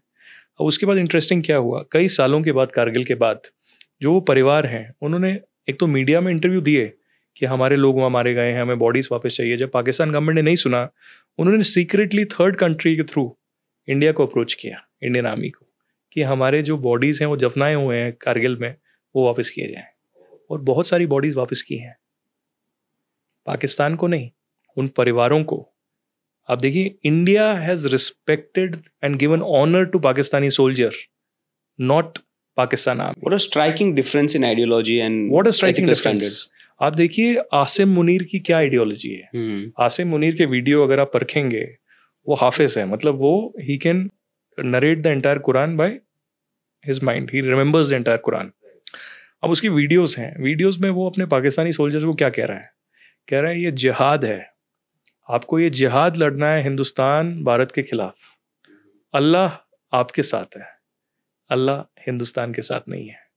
और ये अल्लाह के लिए आप जो है ये लड़ाई पूरी जंग लड़ रहे हैं, और आप अल्लाह के जो हैं सोल्जर्स हैं, अल्लाह के फौजी हैं। ऐसे जो है ब्रेन वॉश किया जा रहा है लोगों को। रिलीजन को और आर्मी को आपने पूरी तरीके से साथ लेके चल रहे हैं। ये पाकिस्तान की आर्मी नहीं है, ये उन गुंडों मवालियों की आर्मी है, उन रेडिकल इस्लामिस्ट की आर्मी है जो लश्कर तोयबा और जैश मोहम्मद चलाते हैं। लश्कर तोयबा और जैश मोहम्मद के आतंकवादी में और पाकिस्तान आर्मी के जवान में कोई फर्क नहीं है, सिर्फ यूनिफॉर्म का अंतर है। और वहां पर क्या है कि सब कुछ इंस्टीट्यूशनलाइज्ड है। पाकिस्तान आर्मी जब ग्रीन लाइट देती है तभी चीजें आगे बढ़ती हैं। अब बलूचिस्तान में क्या हो रहा है, आप पिछले 3 साल में देखिए लगातार हमले चलते रहे हैं। पाकिस्तान आर्मी की कैजुअलिटीज जो है हर दिन हो रही हैं बलूचिस्तान में। खैबर पख्तूनवा में क्या हो रहा है, खैबर पख्तूनवा जहाँ पेशावर आता है, वहाँ पर तहरीक तालिबान पाकिस्तान TTP, जो तालिबान का अलग गुट है पाकिस्तान में, वो हर दिन जो है पाकिस्तानियों को मार रहा है, चाहे वो पुलिस वाले हों, चाहे वो इंटेलिजेंस के लोग हों, चाहे वो आर्मी के लोग हों, हर दिन। लेकिन आप मेन स्ट्रीम में कहीं रिपोर्टिंग देखते हैं? कहीं नहीं देखते। अगर आप लोकल उर्दू अखबार वहां पर जाएंगे, उर्दू सोर्सेज पता करेंगे, हर दिन 1 से 2 हमले वहां होते हैं, हर दिन 1 से 2 पाकिस्तानी आर्मी के सोल्जर वहां मारे जाते हैं। ये है रियलिटी वहां की। लेकिन ये आपको बताया नहीं जाता, क्योंकि मोराल जो है पाकिस्तान आर्मी का डाउन हो जाएगा। मोराल तो वैसे ही डाउन है, क्योंकि वो खुद नहीं लड़ना चाहते। पाकिस्तान के जो सिविलियंस भी हैं, वो पाकिस्तान आर्मी से पूछ रहे हैं कि भाई ये जंग कौन सी है? आपने पहलगाम में हमला करवाया और खुद प्रोवोक किया, और उसके बाद आप कह रहे हैं कि नहीं ये जिहाद है, हमको ये लड़ना है कश्मीरियों के लिए। अरे कश्मीरी तो चाहते ही नहीं। आप पहली बार देखिए जय कि first time Kashmiris have come out to protest. अब आप ये कह सकते हैं कि वो इसलिए भी हुआ है कि अब उन्हें लगा कि भाई हमारे टूरिज्म खत्म हो गया, हमारी इकोनॉमिक जो कैपेबिलिटी थी, इतना पूरा बिजनेस था, सब खत्म हो रहा है। तो कश्मीरी सामने आ रहा है, लाल चौक पे, शोपियां में, बारामुल्ला में, श्रीनगर में, पुलवामा में, पाकिस्तान के खिलाफ, पाकिस्तान आर्मी के खिलाफ, पाकिस्तान मुर्दाबाद के नारे लगा रहा है, जिहाद सो कॉल्ड जो है जिहाद है इसके खिलाफ नारे लगा रहा है। तो कश्मीरियों को भी अब समझ आया है। और ये क्यों हुआ है? Kashmiris for the first time have tasted peace. Kashmiris for the first time have tasted prosperity. ये जो 6 साल का ये अंतराल है ना पुलवामा के बाद, वहां पर पहली बार कश्मीरियों को लगा कि भाई स्टेबिलिटी है, एक इकोनॉमिक एक्टिविटी चल रही है, लोग पैसा कमा रहे हैं, बच्चे स्कूल कॉलेज जा पा रहे हैं। पहले क्या होता था? स्कूल कॉलेज बंद होते थे, जो हुर्रियत है और JKLF है वो शट डाउन करता था, जो लाल चौक का मार्केट है या जितने भी मार्केट है दुकानें वो बंद रहती थी कम से कम 6 महीने। लाल चौक पे हिंदुस्तान के खिलाफ नारे लगाते थे, पाकिस्तान के झंडे लगाते थे। कहाँ हैं वो लोग आजकल? पत्थरबाजी होती थी हर शुक्रवार जुम्मा को, जो जामा मस्जिद है नवाटा में श्रीनगर में, उसके बाहर जो है स्टोन पेल्टिंग होती थी, CRPF के लोगों को मारा जाता था। आज होता है? स्टोन पेल्टिंग खत्म हो गई पूरी तरीके से। जो वो हुर्रियत के शटडाउन कॉल और हड़ताल होते थे पूरी बंद हो गए। गिलानी अल्लाह को प्यारे हो गए। यासीन मलिक जेल में है और जेल में ही मरेगा। और मीरवाइज जो है अब थोड़ा सा बदल गया है। मीरवाइज को समझ आया है, क्योंकि आज से 30 साल पहले मीरवाइज के फादर को भी आतंकवादियों ने मारा था। और अब मीरवाइज को खुद भी डर लगता होगा कि किसी दिन ये आतंकवादी मुझे भी ना मार दें। तो इसलिए वो अब प्रैक्टिकल बातें करता है, ड्रग्स के खिलाफ बात करता है, ये वायलेंस के खिलाफ बात करता है। तो रियलिटी तो ये है कि जम्मू कश्मीर में बहुत बदलाव आया है, और पाकिस्तान का ये एक्सटर्नल टेररिज्म जो है जम्मू कश्मीर में, ये तो चालू रहेगा। लेकिन हमारी सरकार को, हमारी सोसाइटी को, हमारे लोगों को ये दृढ़ संकल्प लेके आगे चलना पड़ेगा। अभी जब वो टूरिज्म की बात करते हैं और बहुत लोग कहते हैं कि बॉयकॉट कीजिए कश्मीर में टूरिज्म, मैं नहीं मानता। आप यही मौका है कि आप टूरिज्म और ज़्यादा करिए जम्मू कश्मीर में। आप उनको बोलिए कि भाई ये हिंदुस्तान है, हिंदुस्तान में क्या होगा ये हिंदुस्तान ही डिसाइड करेगा। ये पाकिस्तान चाहता है कि टूरिज्म बंद हो जाए, पाकिस्तान चाहता है इंटरनेशनल मैप पे कश्मीर फिर से खड़ा हो जाए, वो नहीं होने वाला। पाकिस्तान के खिलाफ जो हमने डिप्लोमेटिक मेजर्स लिए हैं, चाहे वो इंडस वाटर ट्रीटी हो, चाहे डिप्लोमेट्स को वापस भेजना हो, चाहे ट्रेड बंद करना हो, चाहे एयर स्पेस बंद करना हो, ये बहुत बड़े इकोनॉमिक सेटबैक्स हैं उनके लिए। आप देखिए ना, पानी बंद करने, 2 दिन के लिए पानी बंद किया, कैसे तरस गए वो लोग। क्योंकि मेन जो ये पानी है ये सिर्फ पाकिस्तान ऑक्यूपाइड कश्मीर में नहीं आता है, ये पंजाब में आता है, और पंजाब में सिंचाई के लिए उनको ये चाहिए। और अगर ये पानी खत्म कर दिया तो ना उनके एग्रीकल्चर इंडस्ट्री ठप होगी पूरी तरीके से, घर में जो पानी आता है वो पूरी तरीके से ठप हो जाएगा, और वो ट्रांसलेट करेगा जो इकोनॉमी है पाकिस्तान की, वो तहस नहस हो जाएगी। But there is one set of intellectuals जो बता रहे हैं कि जो इंडस वाटर ट्रीटी हमने सस्पेंड की, उससे इमीडिएटली पाकिस्तान को कोई फर्क नहीं पड़ रहा है। उससे क्या फर्क पड़ता है? आप देखिए ना, infrastructure to stop the water. आप देखिए ना, आई अग्री कि इंडस वाटर ट्रीटी पे जो आज हम कर रहे हैं ये हमें 10 साल 20 साल पहले कर देना चाहिए था। हमारी जो स्टोरेज फैसिलिटीज़ हैं या इंफ्रास्ट्रक्चर है, वो सलाल में हो, वो अलग अलग जगह पे हो, वो बनाना चाहिए था। लेकिन इसमें आपको ये भी समझना पड़ेगा कि जम्मू कश्मीर में मुफ्ती और अब्दुल्लाज की सरकार थी, जो पहले हर चीज था उनके अंडर था। तो दिल्ली की जो वाटर रिसोर्सेज मिनिस्ट्री है या गृह मंत्रालय है, जब वो वहां जाता था चेंजेस करने के लिए, J&K की सरकार वो करने नहीं देती थी। मैंने पुराने वाटर कमिश्नर जो है इंडस वाटर ट्रीटी के, उनसे बातचीत की। मैंने गृह मंत्रालय के लोगों से बातचीत की। उनने बोला जब भी हम रिपोर्ट ऐसा देते थे, एक फिजिबिलिटी रिपोर्ट की स्टोरेज फैसिलिटी होनी चाहिए या इसका जो है पूरा हम टर्न करके कहीं और रुक कर दें, तो वो जम्मू कश्मीर में होने नहीं देते थे। पहली बार उमर अब्दुल्ला अब सामने आए हैं और बोला ये होना चाहिए। तभी आपने देखा उमर अब्दुल्ला और महबूबा के बीच में अब लड़ाई हो गई कि महबूबा ने बोला कि नहीं ये ह्यूमैनिटी के खिलाफ है, और उमर अब्दुल्ला ने बोला नहीं ये ह्यूमैनिटी के खिलाफ नहीं है, मेरे लोगों के लिए है। पानी अगर यहाँ है जम्मू कश्मीर में, वो पहले जम्मू कश्मीर के लोगों के लिए होगा और उसके बाद बाकियों के लिए। तो ये सही है कहना कि स्टोरेज फैसिलिटी नहीं है, लेकिन हमारे पास तरीका तो है करने का। अगर हम आज एक संकल्प लें और सरकार पॉलिसी करे, जो कि मुझे लगता है अब होगा, कि अगले 6 महीने से 1 साल में आप वॉर फुटिंग पे तो पूरी तरीके से बनाएं, क्यों नहीं बन सकता? जो 3 साल में नॉर्मल पेस पे बनेगा, वो आप 6 महीने में 1 साल में बना सकते हैं, बिल्कुल बना सकते हैं और बनाएंगे। मुझे लगता है ऐसा बहुत काम ऐसा हो रहा है जो पॉडकास्ट पे नहीं बातचीत कर सकते, लेकिन मुझे ऐसा लगता है कि तभी आप देखिए बिलावल हों, शहबाज शरीफ हों, अहमद चौधरी हों, जितने भी लोग हैं सामने आ रहे हैं और कह रहे हैं कि तुम मेरा पानी बंद करोगे, हम तुम्हारी सांस बंद कर देंगे। हाफिज सईद ने भी ये 7 साल पहले बोला था, कुछ नहीं कर पाए। आप कितनी सांसें बंद करोगे? हम पानी बंद कर देंगे तो तुम्हारी सांस तो वैसे ही बंद हो जाएगी। तो ये एक बहुत ही स्ट्रेटेजिक कैलकुलेटेड एक स्टेप है पाकिस्तान के खिलाफ। हालांकि मैं मानता हूं कि पाकिस्तान के डीएनए में जिहाद है। पाकिस्तान की जो फॉरेन पॉलिसी है वो जिहाद पे बेस्ड है। पाकिस्तान की फॉरेन पॉलिसी पूरे हिंदुस्तान के खिलाफ बेस्ड है, तो वो बदलने नहीं वाले हैं। लेकिन ये स्टेप बहुत खड़ा है। मुझे ये भी पता है कि जब सर्जिकल स्ट्राइक हुआ था और पुलवामा के बाद बालाकोट हुआ था, तब भी सरकार ने ये कंटेम्पलेट किया था कि इंडस वाटर ट्रीटी के तहत कुछ किया जाए। But why did it survive so many wars? Indus Water Treaty survive क्यों कर गई? 65, 71, अब ये दर्शाता है हमारी सरकार की दिशा और दशा। सिर्फ ये मोदी सरकार की बात नहीं है, जो हमारा सिस्टम है, जो हमारी ब्यूरोक्रेसी है, जो हमारा काम करने का तरीका है, ये वो दर्शाता है कि हमने चीजें सीरियसली ली ही नहीं। और जैसा कि मैंने कहा कि जम्मू कश्मीर की सरकार ने अगर करने नहीं दिया तो हम बैठ गए, नहीं होगा फिर। तो अब अगर मुझे लगता है कि मोदी सरकार और उमर अब्दुल्ला सरकार इस चीज पे एक पेज पे है, तो वॉर फिटिंग पे काम होना चाहिए। जो चीजें पहले हमने एकदम ठंडे बस्ते पे डाल दी, वो सब हटाना पड़ेगा।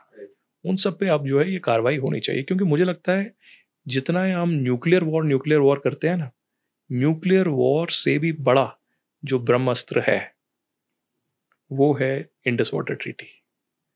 और हम ये बदलने नहीं वाले हैं। हमने ये सस्पेंड कर दिया तो कर दिया। हमारे हरीश पर्वतनेनी हैं जो संयुक्त राष्ट्र यूनाइटेड नेशंस में हमारे परमानेंट रिप्रेजेंटेटिव और एम्बेसडर हैं, उनने भी यूएन में अभी कहा कि ये जो डिसइंफॉर्मेशन पाकिस्तान चला रहा है इंडस वाटर ट्रीटी के तहत, ये नहीं होगा। वहां पर क्लॉज है कि इसको खत्म कर सकते हैं तो खत्म करेंगे। हमने खत्म करके दिखाया है। और अभी आपको लगता है कि पानी बह रहा है, कुछ नहीं होगा, क्या होगा? अब अगले 6 महीने, 1 साल, 2 साल में देखिए क्या होता है। तो तभी आप देखिए जो ऑपरेशन सिंदूर चला, ये ऑपरेशन सिंदूर सिर्फ एक मिलिट्री ऑपरेशन नहीं है, ये एक डिप्लोमेटिक ऑपरेशन भी है, ये एक इकोनॉमिक ऑपरेशन भी है, ये एक होल ऑफ गवर्नमेंट अप्रोच है। राइट। तो अलग अलग स्तर पे पाकिस्तान के खिलाफ कार्रवाई हो रही है। And that's why it's still on. That's why Operation Sindoor is still on. Still on. You will see a lot of activities. और सबसे बड़ी पहलू इसमें यह है कि पाकिस्तान का बिहेवियर चेक किया जाएगा। क्योंकि मुझे अभी भी लगता है कि पाकिस्तान कुछ बेवकूफ़ी करेगा, चाहे वो अटैक करना हो, चाहे वो आतंकवादी हमला करना हो।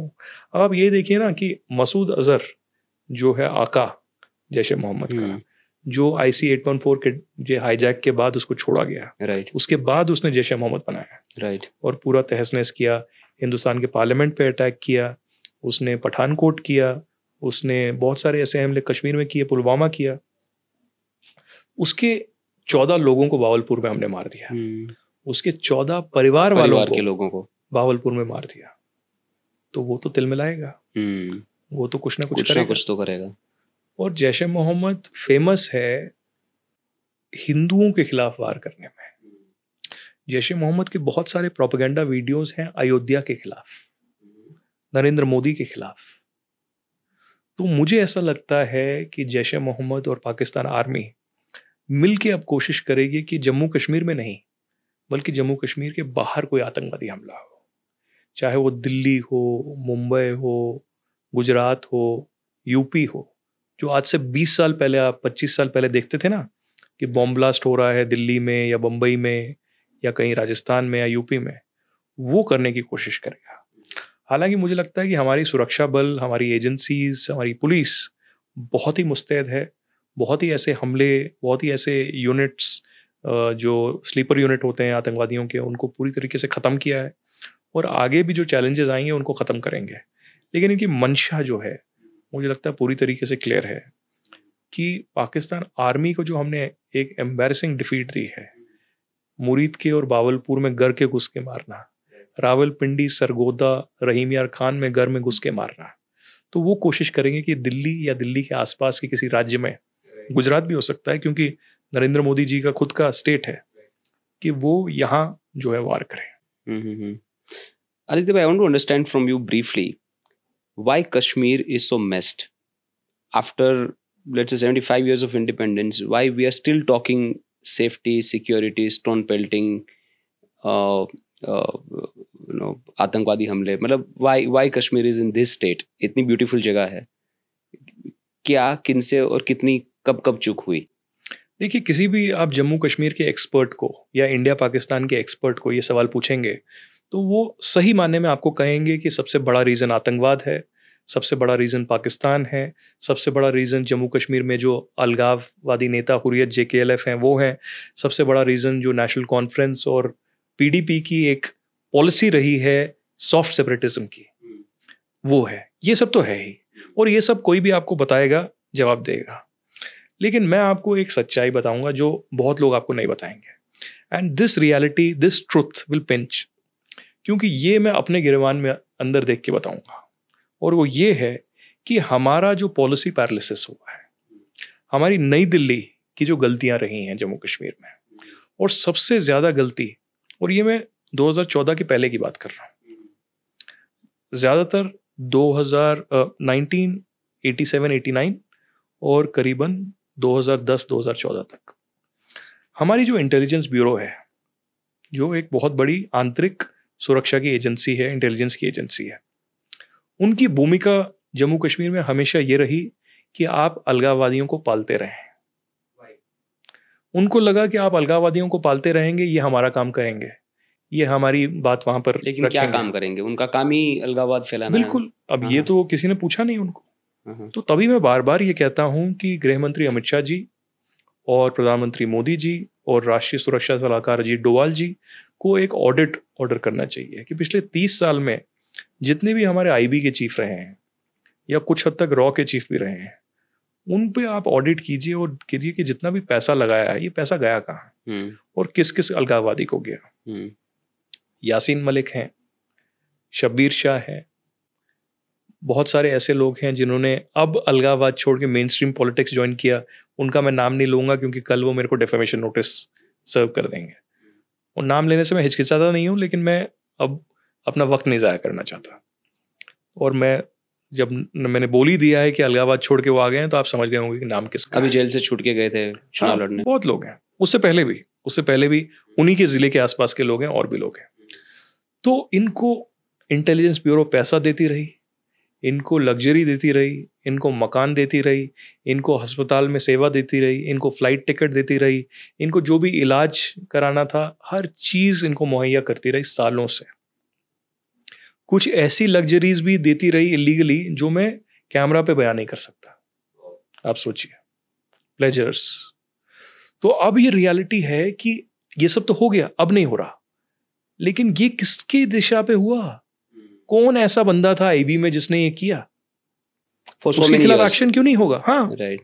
अब देखिए यासीन मलिक, जिसने 4 इंडियन एयरफोर्स के लोगों को मारा, फिर वो BBC पे गया और अलग अलग मीडिया में गया और क्लेम किया कि मैंने मारा है, आओ तुम मेरा क्या बिगाड़ोगे, दिखा दो। उसके बाद उस वक्त के जो गृह मंत्री मुफ्ती मोहम्मद सईद, उनकी बेटी रुबिया सईद जो महबूबा मुफ्ती की बहन है, उसको अगवा किया।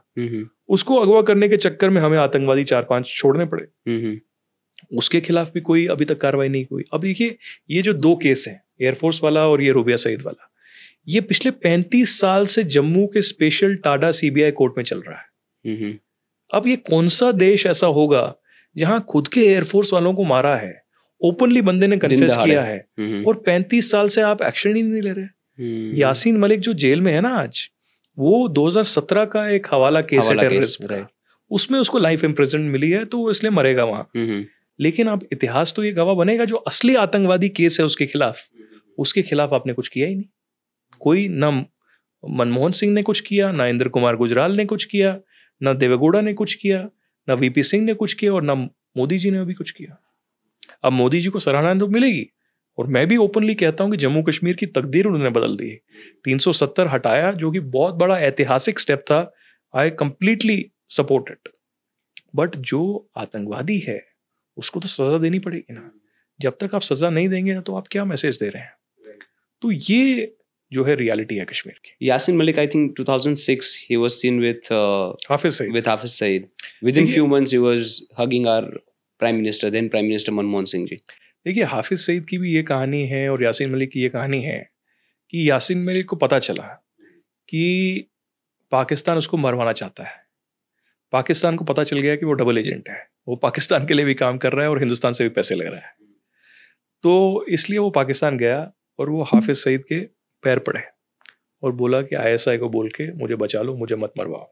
क्योंकि आईएसआई की हैबिट रही है कि जो भी उनको लगता है कि डबल एजेंट है या उनको बेवकूफ़ बनाने की कोशिश कर रहा है कश्मीर में, उनको वो मार देते हैं। तो जब उसने हाफिज सईद के पैर पकड़े तो हाफिज सईद ने उसे बोला कि तुझे अब जो बोलेंगे वो तुझे करना पड़ेगा। तो वापस आते ही आपने 2008 में देखा अमरनाथ के ऊपर एक बहुत बड़ा जो है सैलाब आ गया, जिसमें जम्मू और कश्मीर में डिवाइड हो गया, प्रोटेस्ट हुए, बहुत लोग मारे गए। 2010 में फिर से वायलेंस हुई, जिसमें करीबन 110 कश्मीरी यूथ जो हैं मारे गए। उमर अब्दुल्ला चीफ मिनिस्टर थे। उसके बाद 12 में, 13 में, 16 में जब बुरहान वानी का पूरा हमला हुआ, तो इन्होंने एक जॉइंट रेजिस्टेंस लीडरशिप बनाई, जिसमें मीरवाइज, यासीन मलिक और गिलानी थे। तो स्कूल कॉलेज नहीं चलने देते थे, स्कूलों में आग लगा देते थे, लाल चौक बंद कर देते थे पूरी तरीके से। ऐसे मतलब लोगों का जाना दुश्वार हो गया था, पूरी तरीके से जीना दुश्वार हो गया था। तो उसके बाद आप देखिए कि हमारे पास ऐसे महानुभाव हैं, एएस दुल्लत जैसे। एएस दुल्लत जो रॉ चीफ रह चुके हैं, स्पेशल डायरेक्टर आईबी के रह चुके हैं, वो आज भी कहते हैं पाकिस्तान से बातचीत होनी चाहिए। मतलब ऐसे बेवकूफ लोग, वो रॉ के चीफ थे, आईबी के स्पेशल डायरेक्टर थे, और ऐसे बेवकूफ लोग हमारा इंटेलिजेंस अगर चला रहे थे तो क्या ही होगा हमारे। It all boils down to I think political will. जैसी सरकार वैसे रॉ के चीफ, वैसे आईबी डायरेक्टर, वैसी नीतियां और वैसी मतलब वैसा काम। 100% राइट। मतलब imagine, it is so difficult to digest and believe. मैं so I was a student then and I was very young. I was probably 15-16 years old when this whole episode was panning out. मैं देख रहा हूँ TV पे एक बंदा air force के जवानों को मार रहा है, क्लेम कर रहा है, खुलेआम आतंकवाद फैला रहा है, फिर उनको आप होस्ट कर रहे हो प्राइम मिनिस्टर हाउस में। तो I was not able to digest कि ये क्या हो रहा है, ये बंदा यहाँ पे है ही क्यों। कुछ राइट विंग मीडिया वालों ने बात भी उछाली थी कि this is so difficult to process and digest, but हो रहा था। आप देखिए ना, तभी कि लोगों में जागरूकता ही नहीं फैलाई गई। जब 90 में कश्मीरी हिंदुओं को मारा गया, मीडिया ने इतना रिपोर्टिंग ही नहीं किया, ट्रिविलाइज कर दिया था उल्टा। आप देखिए, जब मैं टीवी ज्वाइन किया, टीवी पत्रकारिता शुरू की, मैं पूरे हिंदुस्तान में घूमा, पूरे भारत में घूमा, और जहां जहां जाता था मुझे पूछते थे आप कहाँ से हैं, तो मैं कहता था मैं कश्मीर से, कश्मीरी पंडित हूँ। तो फिर मुझे पूछते थे कि अच्छा कश्मीर में घर है आपका, परिवार कश्मीर में? नहीं, आपको नहीं पता 90 में क्या हुआ? तो लोगों को पता ही नहीं था। राइट। तो धीरे धीरे जागरूकता आई कि कश्मीरी हिंदुओं के साथ पलायन हुआ, इतना बड़ा एक्सोडस हुआ, इतने क्लिंसिंग हुई, हिंदुओं को पूरी तरीके से बर्बरता से मारा गया, उनके मंदिर जलाए गए, घरों को जला दिया गया, अपवित्र कर दिया गया पूरी तरीके से। और जब कश्मीर फाइल्स आई फिल्म, तब बोला गया कि ये तो प्रोपेगेंडा है। अरे भाई, कैसा प्रोपेगेंडा है? अगर प्रोपेगेंडा आपको लगता है तो कश्मीरी हिंदुओं से पूछो कि ये सच्चाई है कि प्रोपेगेंडा है। मैं as a victim of terrorism in Kashmir, as a Kashmiri Hindu, as a Kashmiri Pandit, आपको बताता हूं कि कश्मीर फाइल्स ने सिर्फ 10% दिखाया है, इससे भी बुरा हुआ है।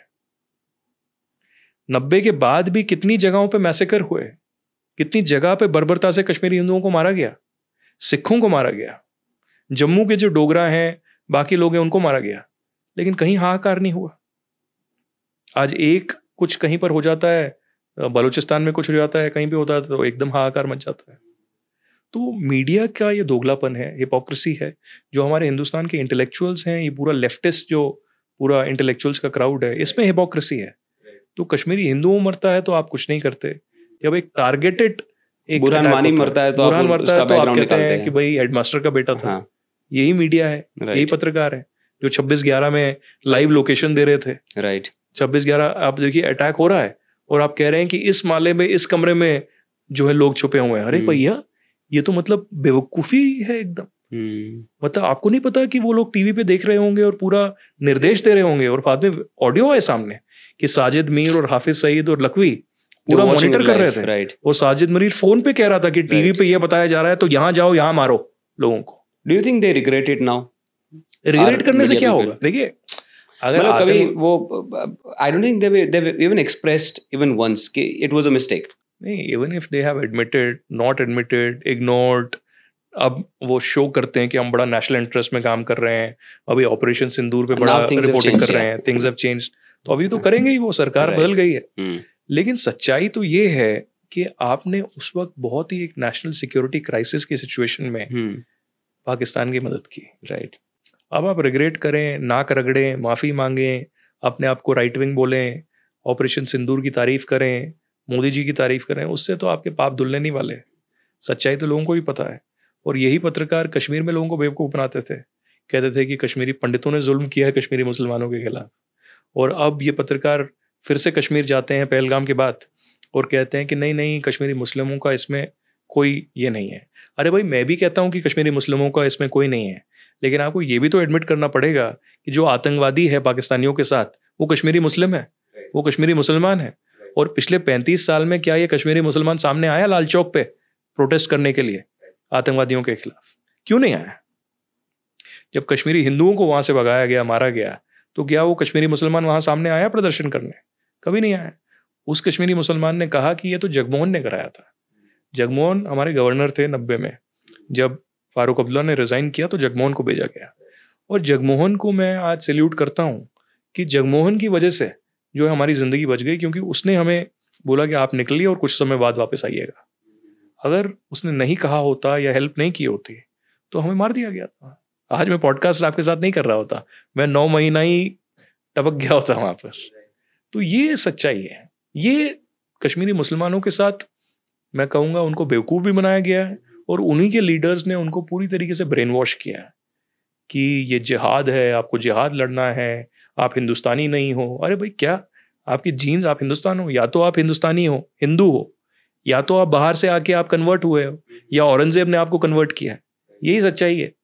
जम्मू कश्मीर जो है हिस्टोरिकली, ज्योग्राफिकली, कल्चरली, हर वे में हिंदुस्तान का एक पार्ट है। वहाँ बड़े बड़े स्कॉलर्स, अभिनव गुप्त आए हैं, ललदेद आई हैं। और आप हिस्ट्री पढ़िए, आप राजतरंगिणी पढ़िए, आप ललवाक पढ़िए, आप नीलमत पुराण पढ़िए, जो हिस्टोरिकल डॉक्यूमेंट्स हैं, उसमें आपको पता चलेगा। और अभी जो ये प्रोपेगेंडा करते हैं पाकिस्तान ऑक्यूपाइड कश्मीर, पहले तो वहां पर एक भी बंदा नहीं है जो कश्मीरी में बात कर सकता है। पाकिस्तान में या पाकिस्तान ऑक्यूपाइड कश्मीर में आज एक भी बंदा नहीं है जो कश्मीरी में बात कर सकता है। तो कौन सा कश्मीर वो कह रहे हैं? तो सरकार का ये जो पॉलिसी है पूरा स्पष्ट है कि अब अगर हम पाकिस्तान से बात करेंगे, वो या तो आतंकवाद पे होगा या तो पाकिस्तान ऑक्यूपाइड कश्मीर आप वापस कब सोचेंगे उस पर। लेकिन आदित्य भाई, पीओके पे अभी भी सॉफ्ट अप्रोच क्यों? पीओके स्ट्रेटेजिकली बहुत इंपॉर्टेंट लोकेशन है, it connects India to the central Asia, right? Pakistan अवैध तरीके से उस पर कब्जा करके बैठा है बहुत सालों से। एक ऐसा कंट्री जो वॉर में हार गया था, राइट, जिसके रिसोर्सेज हमसे कम थे, इकोनॉमी हमसे बहुत छोटी है और हर तरीके से हमसे वीक है, वो हमारा एक हिस्सा लेके इतने सालों से बैठा है। And we are saying we will talk when you decide to return POK. वैसे तो वो डिसाइड नहीं करने वाले। तो will we ever wake up to a news someday that POK is now part of India? देखिए, सबसे पहले तो ये कि पाकिस्तान ने अगर ठान ही ली है कि उनको अपने देश को तहस नहस करना है, पाकिस्तान ने अगर ठान ही लिया है कि उनको अपने लोगों की प्रगति नहीं करनी बल्कि लोगों का ख़त्म करना है पूरी तरीके से, इकोनॉमिकली एंड अदरवाइज, तो हम कौन होते हैं उनको रोकने वाले? अब आप देखिए ना, पाकिस्तान अगर खुद ही इम्प्लोड हो रहा है, खुद ही उन्होंने तकदीर अपनी चूज कर ली है कि हम खुद ही अपने लोगों को मारेंगे, खुद ही अपने लोगों को डिवाइड करेंगे। कोई उनको सिर्फ एक ही चीज़ से मतलब है कि पाकिस्तान आर्मी जो चीफ है वो सेठ जी की तरह रहना चाहिए, उसको ज़मीन मिलनी चाहिए, इंडस्ट्री होनी चाहिए। और पाकिस्तान आर्मी जो है एक मात्र आर्मी है पूरे दुनिया में जिनकी खुद की इंडस्ट्रीज हैं, कॉरपोरेशन है। जब रिटायर होता है पाकिस्तान आर्मी चीफ, उसको बड़ा बड़े एकड़ का लैंड मिलता है, दुबई में प्रॉपर्टीज मिलती हैं, यूएस में प्रॉपर्टीज मिलती हैं, फार्म हाउसेज और ये सब मिलते हैं, गाड़ियां मिलती हैं। तो अगर पाकिस्तान अगले 5 साल, 10 साल, 15 साल में खुद ही अपने घुटनों पे टिक के पीओके हमें सौंप दे, तो हमें अपनी ब्रह्मोस मिसाइल वेस्ट करने का क्या मतलब है? हमने तो It's a very big statement. हाँ बिल्कुल that you're स्टेटमेंट making. है, it is a big statement. Okay, is that a remote possibility also? जय मैं आपको एक चीज बताता हूँ। 5 अगस्त 2019 को जब 370 हुआ, क्या आपने या मैंने कभी बिलीव किया था ये होगा? इसलिए अब एक्सपेक्टेशन हो रही है कि ये पॉसिबिलिटी है शायद। पॉसिबिलिटी नहीं, ये होगा। पाकिस्तान खुद खत्म होगा और एक दिन पीओके के जो लोग हैं वो खुद ही बोलेंगे कि भाई हमें यहाँ नहीं रहना। वो ऑलरेडी कह रहे हैं। अब देखिए मैं आपको एक स्टोरी बताता हूँ, 2017 या 18 की बात है।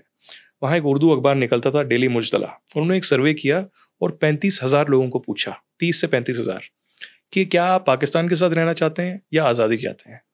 तो 73% लोगों ने बोला आज़ादी चाहते हैं। अगले दिन जब मैं रिपब्लिक चैनल में उस दिनों काम करता था, तो मैंने जब स्टोरी की, ये बहुत वायरल हुई। तो जो एडिटर था उस अखबार का, उसको अरेस्ट कर लिया गया और उसका अखबार बंद कर दिया गया। वो आज भी मुझसे बात करता है। तो फिर छोड़ दिया बाद में कुछ महीने के बाद उसको, लेकिन ये सच्चाई है वहाँ की। तो वहाँ के लोग हैं वो खुद नहीं रहना चाहते हैं। सिर्फ मुजफ्फराबाद या कोटली रावलाकोट की बात नहीं है, ये गिलगित बल्तिस्तान की भी बात है। क्योंकि उनके साथ जो भेदभाव होता है, उनको राइट्स नहीं मिलते हैं, उनको एक थर्ड क्लास सिटीजन की तरह जो है ट्रीट किया जाता है। पाकिस्तान में वर्चस्व जो सबसे पहले हमेशा है वो पंजाबी जो सुन्नी है उनका होगा, उसके बाद जो है बाकी लोग आते हैं। तभी सिंधु जो लोग हैं सिंधु देश में, सिंध में, वो अलग होना चाहते हैं। बलूचिस्तान के लोग अलग होना चाहते हैं। खैबर पख्तूनवा में पश्तून तहफ़्फ़ुज़ मूवमेंट चल रही है, वो लोग अलग होना चाहते हैं। और पीओके में तो आपको पता ही है। तो खुद ही मुझे लगता है कि आप देखिए, अगर 5 अगस्त से पहले मुझे पूछा होता 2019 में, हालांकि मुझे तो पहले से आइडिया था, उससे 6 महीने पहले पूछा होता, तो मैं कहता कि भाई ऐसा तो नहीं हो सकता, पॉलिटिकल विल नहीं है और इसके लिए आपको जिगरा चाहिए। और अगर जिगरा होगा तभी होगा। ये तो बीजेपी 40 साल से कह रही है, नहीं होगा। लेकिन जब 5 अगस्त को ये वो हुआ और अमित शाह जी सामने आए और वो स्पीच दी, तो मुझे लगा कि भाई जम्मू कश्मीर में कुछ भी हो सकता है। लेकिन इसमें मैं एक चीज आपको कहूं कि हमेशा हर चीज जो है मिलिट्री कॉन्फ्रंटेशन से नहीं होती। आपको you need to just observe, you need to play by the book and you need to see कि क्या हो रहा है, उसके बेसिस पे आपको करना चाहिए। अभी जब ये मिलिट्री कॉन्फ्रंटेशन भी हुई और सीज फायर हुई, आपका सबसे पहला सवाल, देखिए हमने एक स्ट्रेटेजिक लिमिटेड वॉर किया। But wasn't this an opportunity? मतलब व्हाई इवन वेट 15 years? ये एक अपॉर्चुनिटी थी हमारे पास। मतलब लोग ऐसा सोच रहे हैं, this is a wide belief कि यार ये एक अपॉर्चुनिटी थी, पाकिस्तान का नक्शा बदलेगा, पीओके शायद भारत में जुड़ेगा, तब तक मोदी जी नहीं रुकेंगे। देखिए सबसे पहली बात तो आपको ये देखना होगा कि इसमें इंटेंशन ये था कि हमारी इकोनॉमी को डुबा दें ये लोग। तो अगर ये लॉन्ग वॉर चलता और हमने रशिया यूक्रेन का जो जंग है या इजराइल हमास का जंग है, उससे क्या सीख ली? ये कि एक बार अगर जंग चालू किया, आप जंग तो आप चालू करोगे या पाकिस्तान चालू करेगा, लेकिन खत्म कौन करेगा ये आपको पता नहीं, या खत्म कैसे होगी ये आपको पता नहीं। राइट। तो अब ट्रंप का अलग एंगल है। ट्रंप तो चाहता है कि दुनिया में उसकी वाहवाही हो, तो वो तो बोलेगा मैंने करवाया और मैंने ट्रेड बोल के कराया। ये तो बेवकूफी है। ट्रेड बोल के कभी आतंकवाद या ऐसा कॉन्फ्रंटेशन कभी खत्म हो सकता है क्या? इंडिया पाकिस्तान ये बोल के खत्म कर देंगे कि हाँ अमेरिका के साथ हम ट्रेड बहुत चाहते हैं। अरे भाई क्या बेवकूफ बना रहे लोगों को। वो अपनी कॉन्स्टिट्यूएंसी को केटर कर रहा है। वो दुनिया में दिखाना चाहता है कि मैं एक बिजनेसमैन हूँ, मैं बॉस हूँ और मेरी लोग सुनते हैं और मेरी वजह से ये हो रहा है। तो आई थिंक इंडिया पाकिस्तान भी चाहते थे कि एक, और पाकिस्तान ज्यादा डेस्परेट था क्योंकि आप देखिए ना, पाकिस्तान ने अमेरिका को पहला फोन कॉल किया। अमेरिका से क्या स्टेटमेंट आया था? जेडी वैंस ने बोल दिया हम इसमें नहीं पड़ेंगे, ये इनका आपस का मसला है, हम इंडिया तक छोड़ते हैं, वो कैसा क्या करेगा। उसके बाद क्या होता है, इमीडिएटली पाकिस्तान यूएस जाता है, सऊदी जाता है, चाइना जाता है और टर्की जाता है और कहता है कि आप इसमें मीडिएट कीजिए। हिंदुस्तान कहता है हम मीडिएट करने के लिए कोई तैयार नहीं है, कोई नहीं आएगा। उसके बाद Trump, JD Vance, Marco Rubio Bharat के साथ बात करते हैं और बोलते हैं कि नहीं, हम चाहते हैं कि आप बात करिए। भारत कहता है कि हम बात करेंगे, लेकिन भारत थर्ड पार्टी इंटरवेंशन नहीं। अगर पाकिस्तान डायरेक्टली हमें फोन करेगा और बोलेगा कि हम फायरिंग बंद करेंगे, तब हम बात करेंगे। ओके। तो पाकिस्तान के डीजीएमओ ने हमें फोन किया, राइट। आई थिंक वो 10 तारीख का दिन था, 10 या 11 तारीख, और उस दिन करीबन 3:30 बजे डीजीएमओ के बीच में बातचीत हुई और फिर 5 बजे सीज फायर हो गया। राइट। उसके बाद ही पाकिस्तान बदला नहीं। उस दिन शाम को भी उन्होंने ड्रोन्स भेजे और कोशिश की ये सब करने की। I have a question on that. उसके पहले ये हमारी डॉक्ट्रिन क्लियर हो गई थी कि any act of terror is would be considered as act of war. Cease fire violation was technically act of war. उसके जवाब में हमने एक वार्निंग दी पाकिस्तान को, behave responsibly. I remember the words also that we call upon Pakistan to behave responsibly.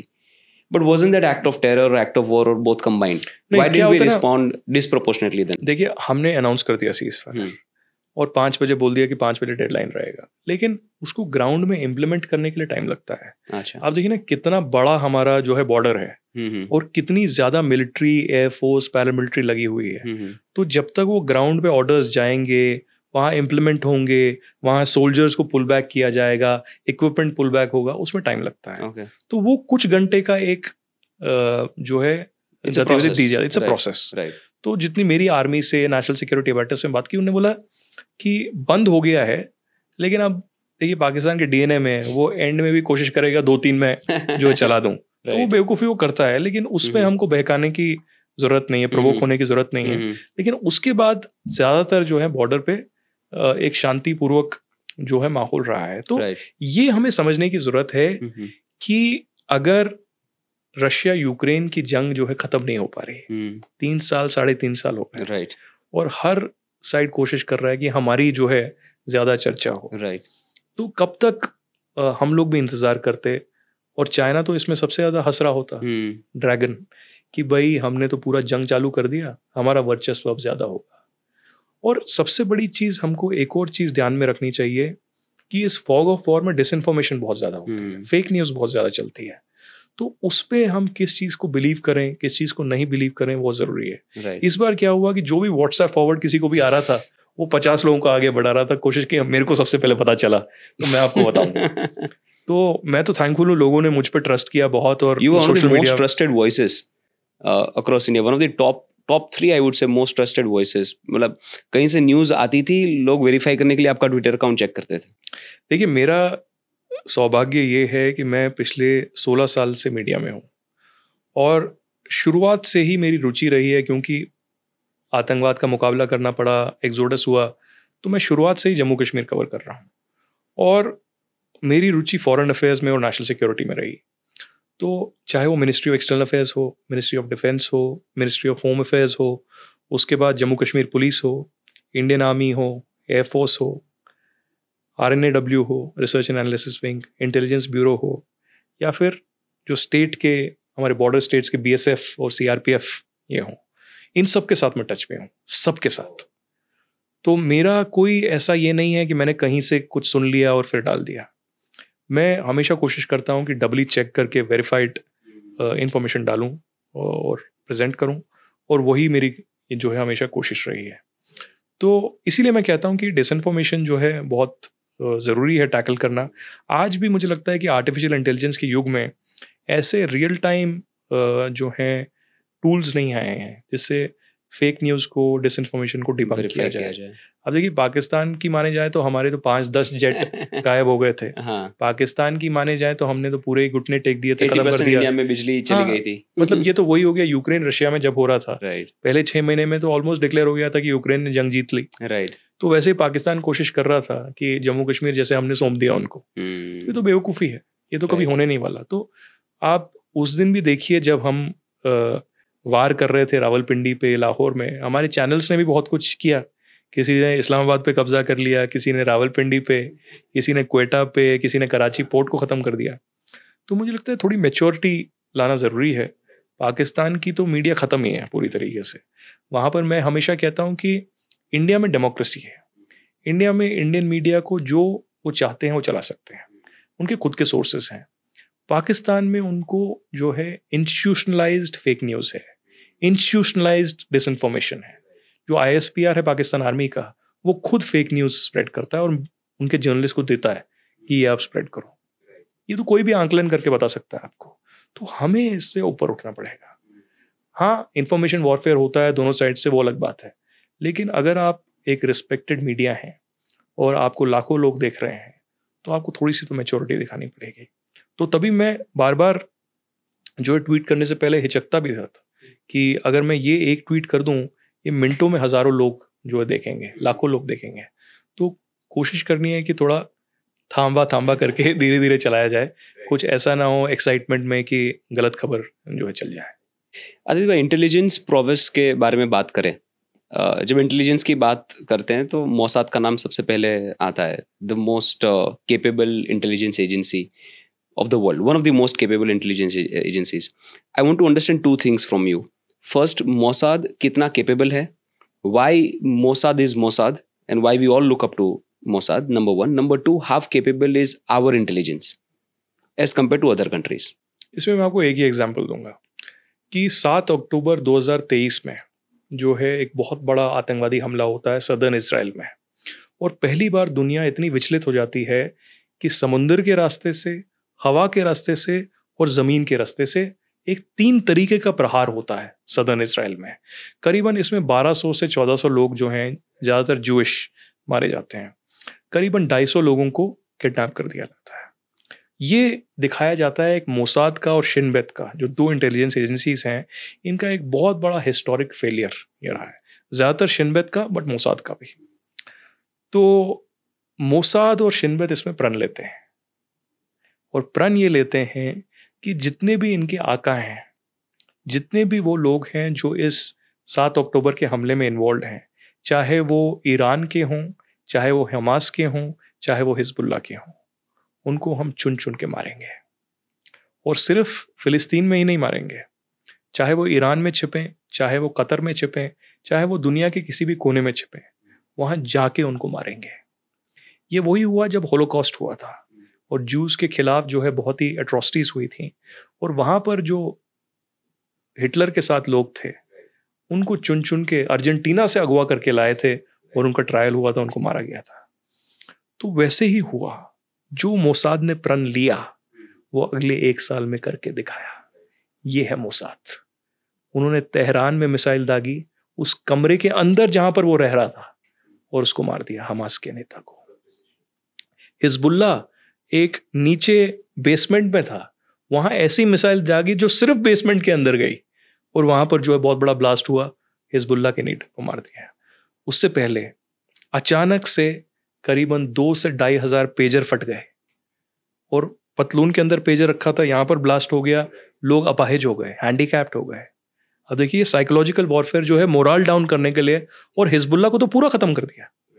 उसी एक pager blast से पूरे हिजबुल्लाह को खत्म कर दिया। ये एक नैरेटिव बनता जा रहा था कि Hezbollah will be a very strong contender to Israel, Hamas से ज्यादा पावरफुल हिजबुल्लाह, बिकॉज़ बहुत ज्यादा वो गवर्नमेंट में इन्वॉल्व है। एक नैरेटिव डेलिबरेटली बनाया गया कि हमास को तो आप खत्म कर देंगे, आप चारों तरफ से उनको घेर लेंगे, बहुत ज्यादा उनका स्ट्रेंथ नहीं है, लेकिन हिजबुल्लाह जो है वहां पर सरकार में भी है, हिजबुल्लाह पूरी तरीके से इन्वॉल्व है, और हिजबुल्लाह की स्ट्रेंथ जो है वो 3-4 साल से मिसाइल्स, रॉकेट्स जो है इकट्ठा कर रहे हैं और पूरा अटैक करेंगे। हिजबुल्लाह तो हमास से पहले घुटने टेक दिया।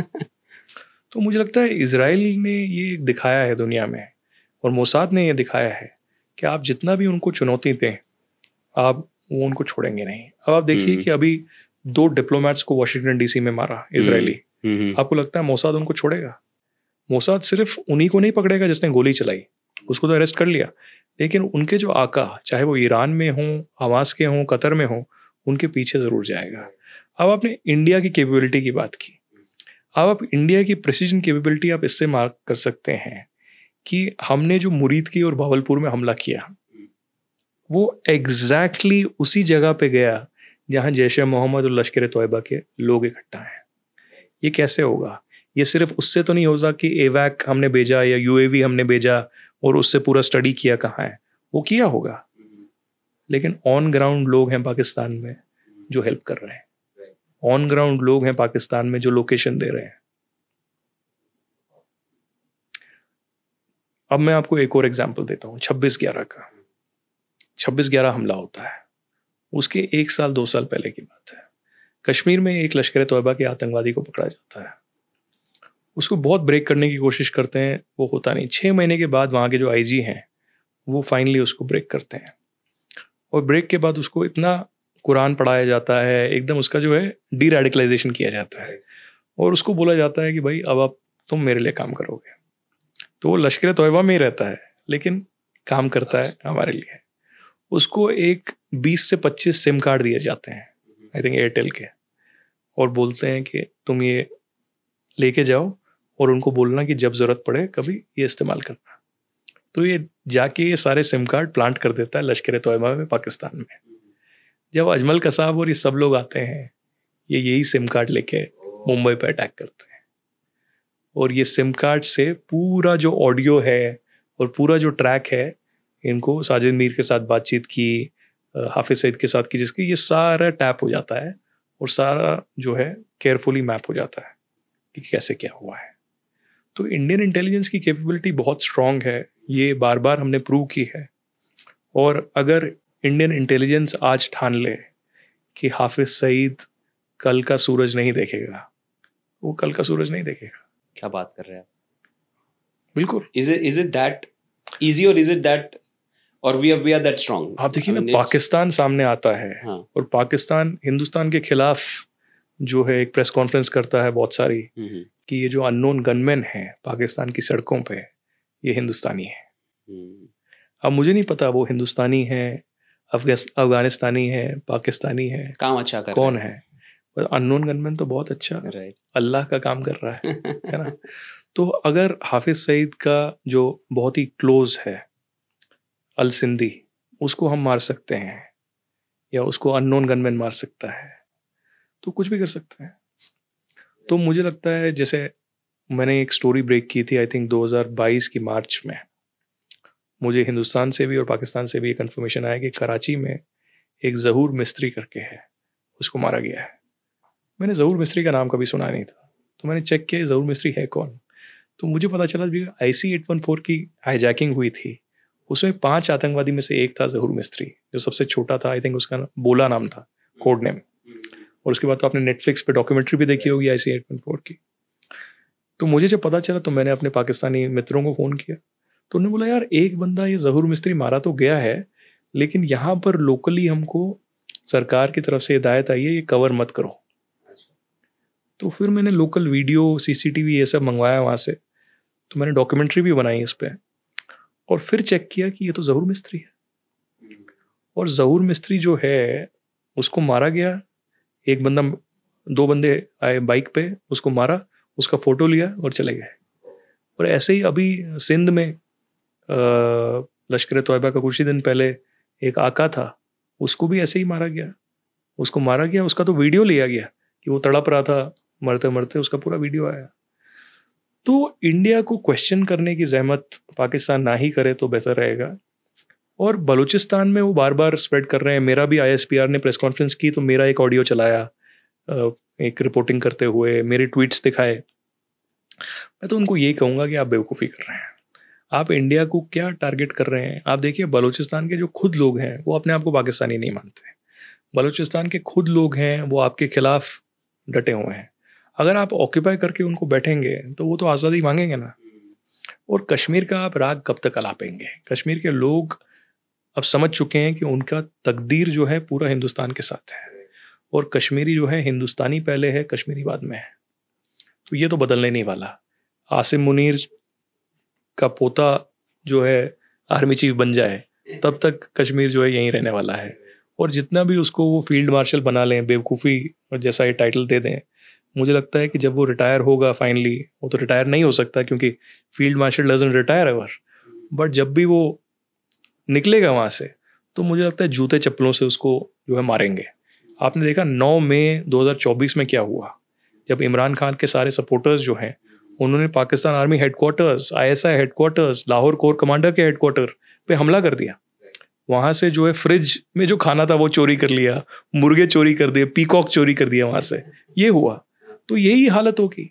इनको सड़क पे लाके जूते चप्पलों से जो है मारेंगे, लिंच करेंगे ये लोग। क्योंकि अभी जो ये पाकिस्तान के सिविलियंस हैं और आर्मी है उनके बीच में बहुत डिफरेंस आएगा। और ये जो अटैक किया है ना पहलगाम का, ये पाकिस्तान आर्मी की मंशा ही ये थी कि पूरे जो सिविलियन पॉपुलेशन है पाकिस्तान की, इसको एकजुट किया जाए, इसको कंट्रोल में लाया जाए। तो मुझे तो ऐसा लगता है कि 90% इसमें डिफरेंस आया है। जितने लोग पाकिस्तान आर्मी के खिलाफ थे पहलगाम हमले के बाद और अभी भारत पाकिस्तान के कॉन्फ्रंटेशन के बाद, पाकिस्तान आर्मी के सपोर्ट में आ गए। लेकिन कब तक होगा, कब तक आप जो है ये एंजॉयमेंट रखोगे? आपका डीएनए तो बदलने नहीं वाला। आप बलूचिस्तान के लोगों को वैसे ही मारते रहोगे, आप पश्तून लोगों को वैसे ही मारते रहोगे, सिंधी लोगों को वैसे ही मारते रहोगे, मियाँ मिट्टू वैसे ही कन्वर्ट करता रहेगा, सिखों को भी कैसे ही कन्वर्ट कर रहे हैं, सिखों की लड़कियों को मार रहे हैं, हिंदुओं की लड़कियों को मार रहे हैं, क्रिश्चियंस को वहाँ पर जो है लिंच किया जा रहा है। आप देखिए श्रीलंकन एक क्रिश्चियन था, उसको बुरी तरीके से लिंच करके मार दिया। तो ऐसा तो ये जो सोसाइटी है पूरा जिहाद पे बेस्ड है, पूरा इस्लामी कट्टरपंथी पे बेस्ड है। तो जो प्रश्न था आपका इंटेलिजेंस एजेंसीज पे, तो मुझे विक्रम सूद साहब हैं जो हमारे पुराने रॉ चीफ हैं और पाकिस्तानी उनसे बड़े ये रखते हैं कि उन्होंने ही बलूचिस्तान में सब कुछ किया। तो उन्होंने एक इंटरव्यू में मुझे बहुत अच्छी चीज़ बोली और ये कहा कि intelligence agencies must have long memories. इसका मतलब ये है कि IC-814 अगर हो जाता है तो अजीत डोवाल जो उस वक्त एक IB के नेगोशिएटर थे, उनके मन में तो रहा होगा कि अगर मेरे पास 24 घंटे 48 घंटे और होते हैं तो मैं तो आतंकवादियों को नहीं छोड़ता। आप उनसे बहुत बार मिले, मुझे थोड़ा बताइए कि कैसे व्यक्ति हैं वो? What makes Ajit Doval Ajit Doval? देखिए, अजीत डोवाल की तो पूरा जेम्स बॉन्ड वाली पर्सनालिटी है लोगों के लिए, जो कि वो हैं भी। लेकिन अगर आप सच्चाई में उनको मिलेंगे, बहुत ही डाउन टू अर्थ, बहुत ही नेक इंसान, बहुत ही सुनने वाले इंसान। मतलब कई बार उन्होंने मुझे बुलाया और मुझसे कश्मीर के बारे में बात की और कोशिश की जानने की कि मेरा क्या मानना है कश्मीर के ऊपर क्या, और खुद नोट्स लिया है। तो आप ऐसा इंसान सरकार में supposed to know everything? That's what we believe. He knows everything. But a down to earth person or a real intelligence chief, right, or a national security chief is someone who has his eyes and ears everywhere. आप देखिए ना, दिल्ली में दंगे होते हैं, police एकदम पूरी तरीके से विफल रहती है, पूरी तरीके से डोवाल साहब वहां पर अंदर जाते हैं और बोलते हैं नहीं, दंगा नहीं होगा, कोई कुछ नहीं करेगा। तो he knows everything, but he has to speak from all segments of the society to know कि हो क्या रहा है। right. तो जब कश्मीरी पंडितों की हत्याएं ज़्यादा बढ़ने लगी तो उन्होंने मुझसे पूछा कि क्या हो रहा है, कैसे हो रहा है। तो पूरा नोट्स लिया उन्होंने और देखा, तो ये उनका बड़प्पन है। तो मुझे लगता है कि उनकी पर्सनालिटी जो है अनपैरेलल्ड है। और मुझे ये भी लगता है कि सरकार को बहुत दिक्कत आएगी कि नाउ ही इज 80 और उनको अब कभी ना कभी तो रिटायर होना पड़ेगा। राइट। तो अब वो अजीत डोवाल की जगह किसको देंगे? Fill issues very difficult, very difficult. तो उनका पाकिस्तान पूरा डरता है अजीत डोवाल से। वो जितना गाली दे दें या जो भी, वो उनका डिफेंस मैकेनिज्म है, और असली में तो वो डरते हैं। वो पता है उनको कि अजीत डोवाल कुछ भी कर सकते हैं। तो his personality is very, he believes in Indian traditional values, Indian history, Indian sacred texts, वेदा से लेकर रामायण से लेकर गीता तक उसको कोट करते हैं, और बहुत ही एक सिंपलिस्टिक पर्सनालिटी है उनकी। तो मुझे लगता है बहुत कुछ सीखने की भी ज़रूरत है उनके। वो पाकिस्तान में भी उन्होंने सर्व किया है, पाकिस्तान में हमारे हाई कमीशन के अंदर थे, तो वहाँ पर भी बहुत चीज़ें की हैं जो मैं अभी बयान नहीं कर सकता, लेकिन बहुत अच्छा रोल रहा है उनका। मतलब I think history would remember him to work in India's favor, for India's national security in a major drastic way.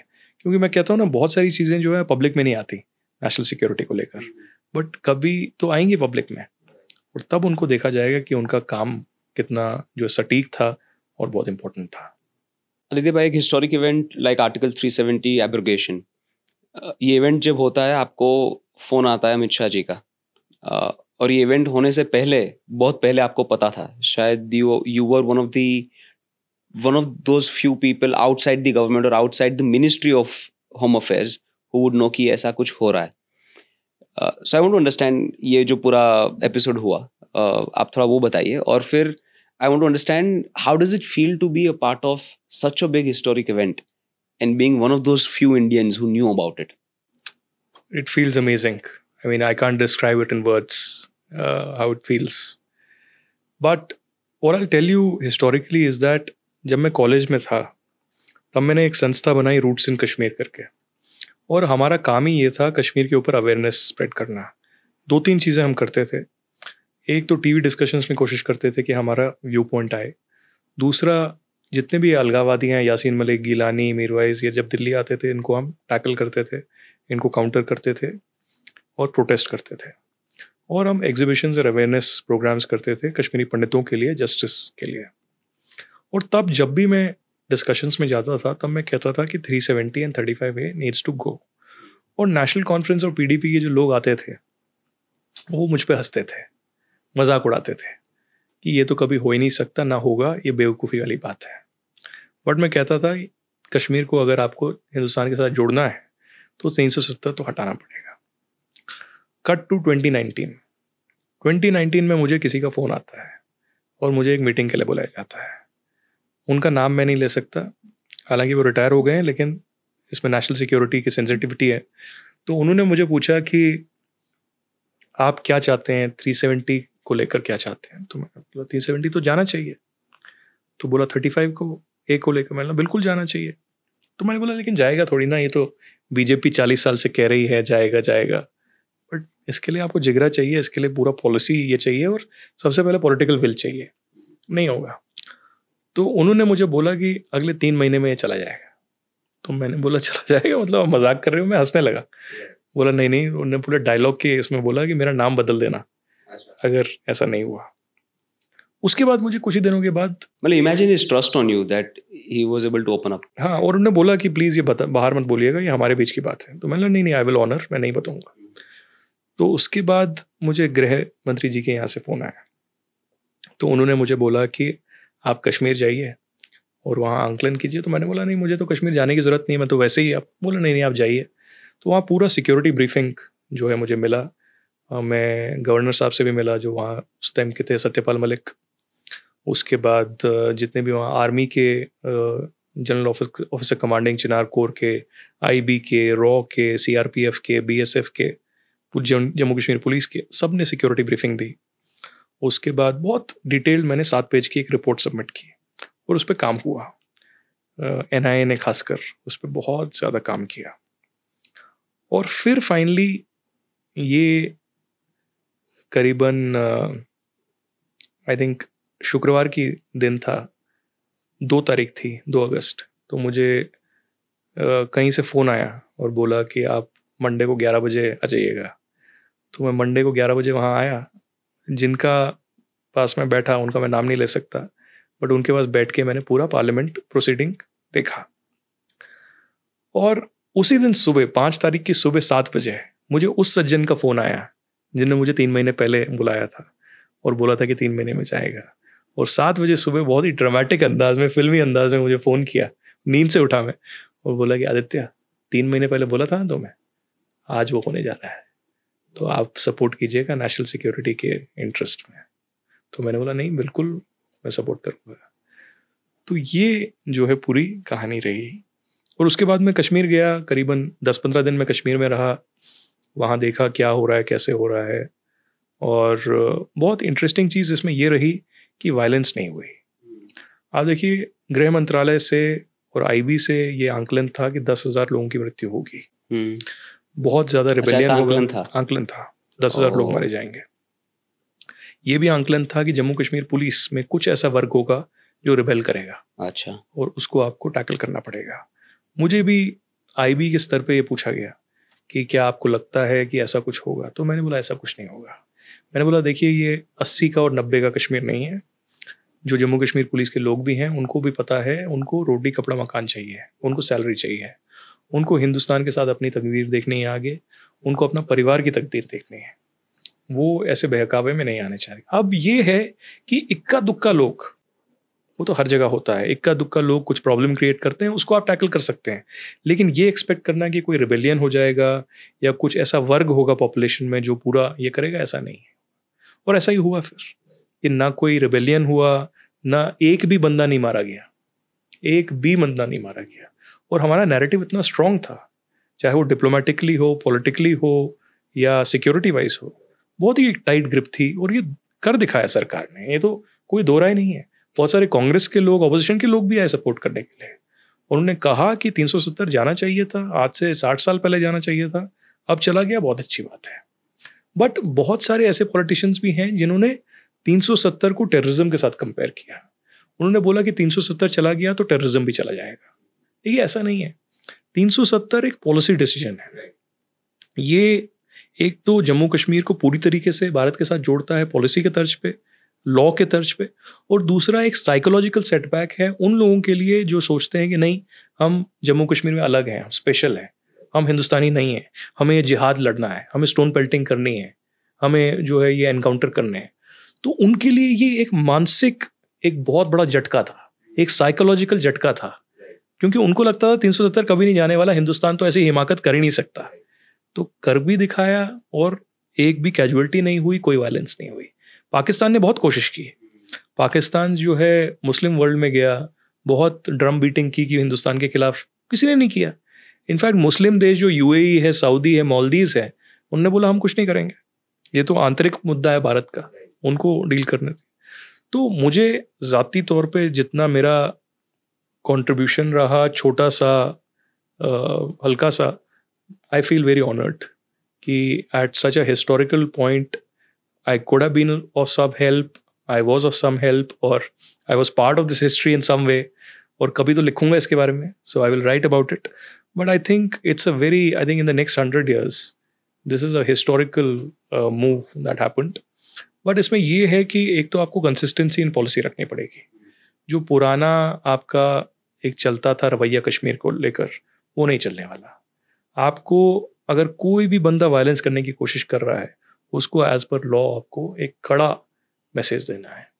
तभी आप देखिए जब यासीन मलिक को सज़ा मिली लाइफ इम्प्रिजनमेंट, इमीडिएटली करीबन 10-15 लोग वहाँ पर हल्ला करने लगे मैसूमा में, जहाँ उसका घर था श्रीनगर में।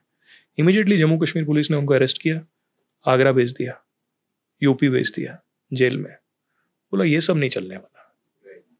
अगर आपको ग्रीवेंस है, आप कोर्ट जाइए, आप पुलिस में जाइए, आप अदालत में जाइए, लेकिन अगर आप वायलेंस करने लगेंगे, स्टोन पेल्टिंग करने लगेंगे, खून खराबा करने लगेंगे, then it will have consequences. ये मिसिंग था, ये जम्मू कश्मीर में 30-35 साल से मिसिंग था। जब भी ऐसा कोई वाकया होता था, हम बोलते थे अरे छोड़ दो छोड़ दो।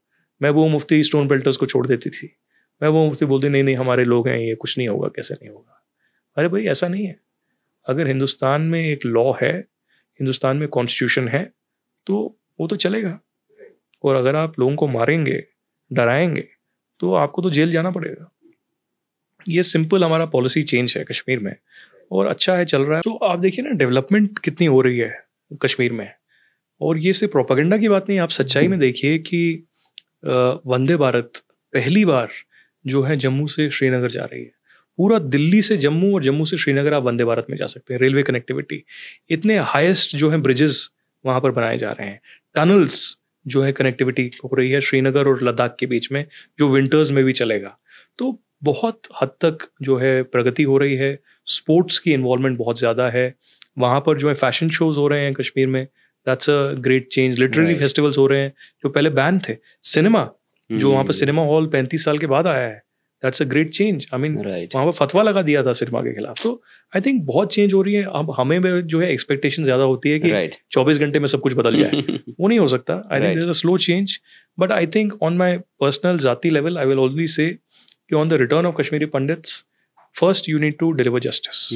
जब तक आप जो है न्याय नहीं दिलाएंगे, उन आतंकवादियों को सज़ा नहीं दिलाएंगे जिन्होंने ये सब किया, और उसके बाद हमारे मंदिरों को प्रोटेक्ट नहीं करेंगे, हमारे जो जम्मू में आर्थिक रूप से सफ़र कर रहे हैं लोग, जगदी कैंप में, मुट्ठी कैंप में, मिश्रीवाला में, उनको मदद नहीं पहुंचाएंगे, तब तक आप कैसे बोल सकते हैं कि कश्मीरी वापस जाएं। तो बिल्कुल कश्मीरी पंडित वापस जाएगा एक दिन, बट तब जाएगा जब आतंकवाद खत्म होगा, और तब जाएगा जब हमें न्याय मिलेगा। Great, Aditya bhai, thank you so much. It's been a wonderful conversation, and I don't say this always, but it's an honor to have you on my show. Thank you so much. I think in a way this podcast was a ready reckoner, एक पूरा master class on the issue of Kashmir, border security, India-Pakistan conflict, intelligence, military prowesses. मतलब मैं यहाँ से बहुत कुछ सीख के जा रहा हूँ. So thank you so much. I'm deeply impressed and deeply impacted by having this conversation with you. Thank you, Jay. I mean, it's a great honor for me that you came specially from Gujarat to Delhi for this, and that too at such a crucial time. I'm glad we could speak. Thank you very much.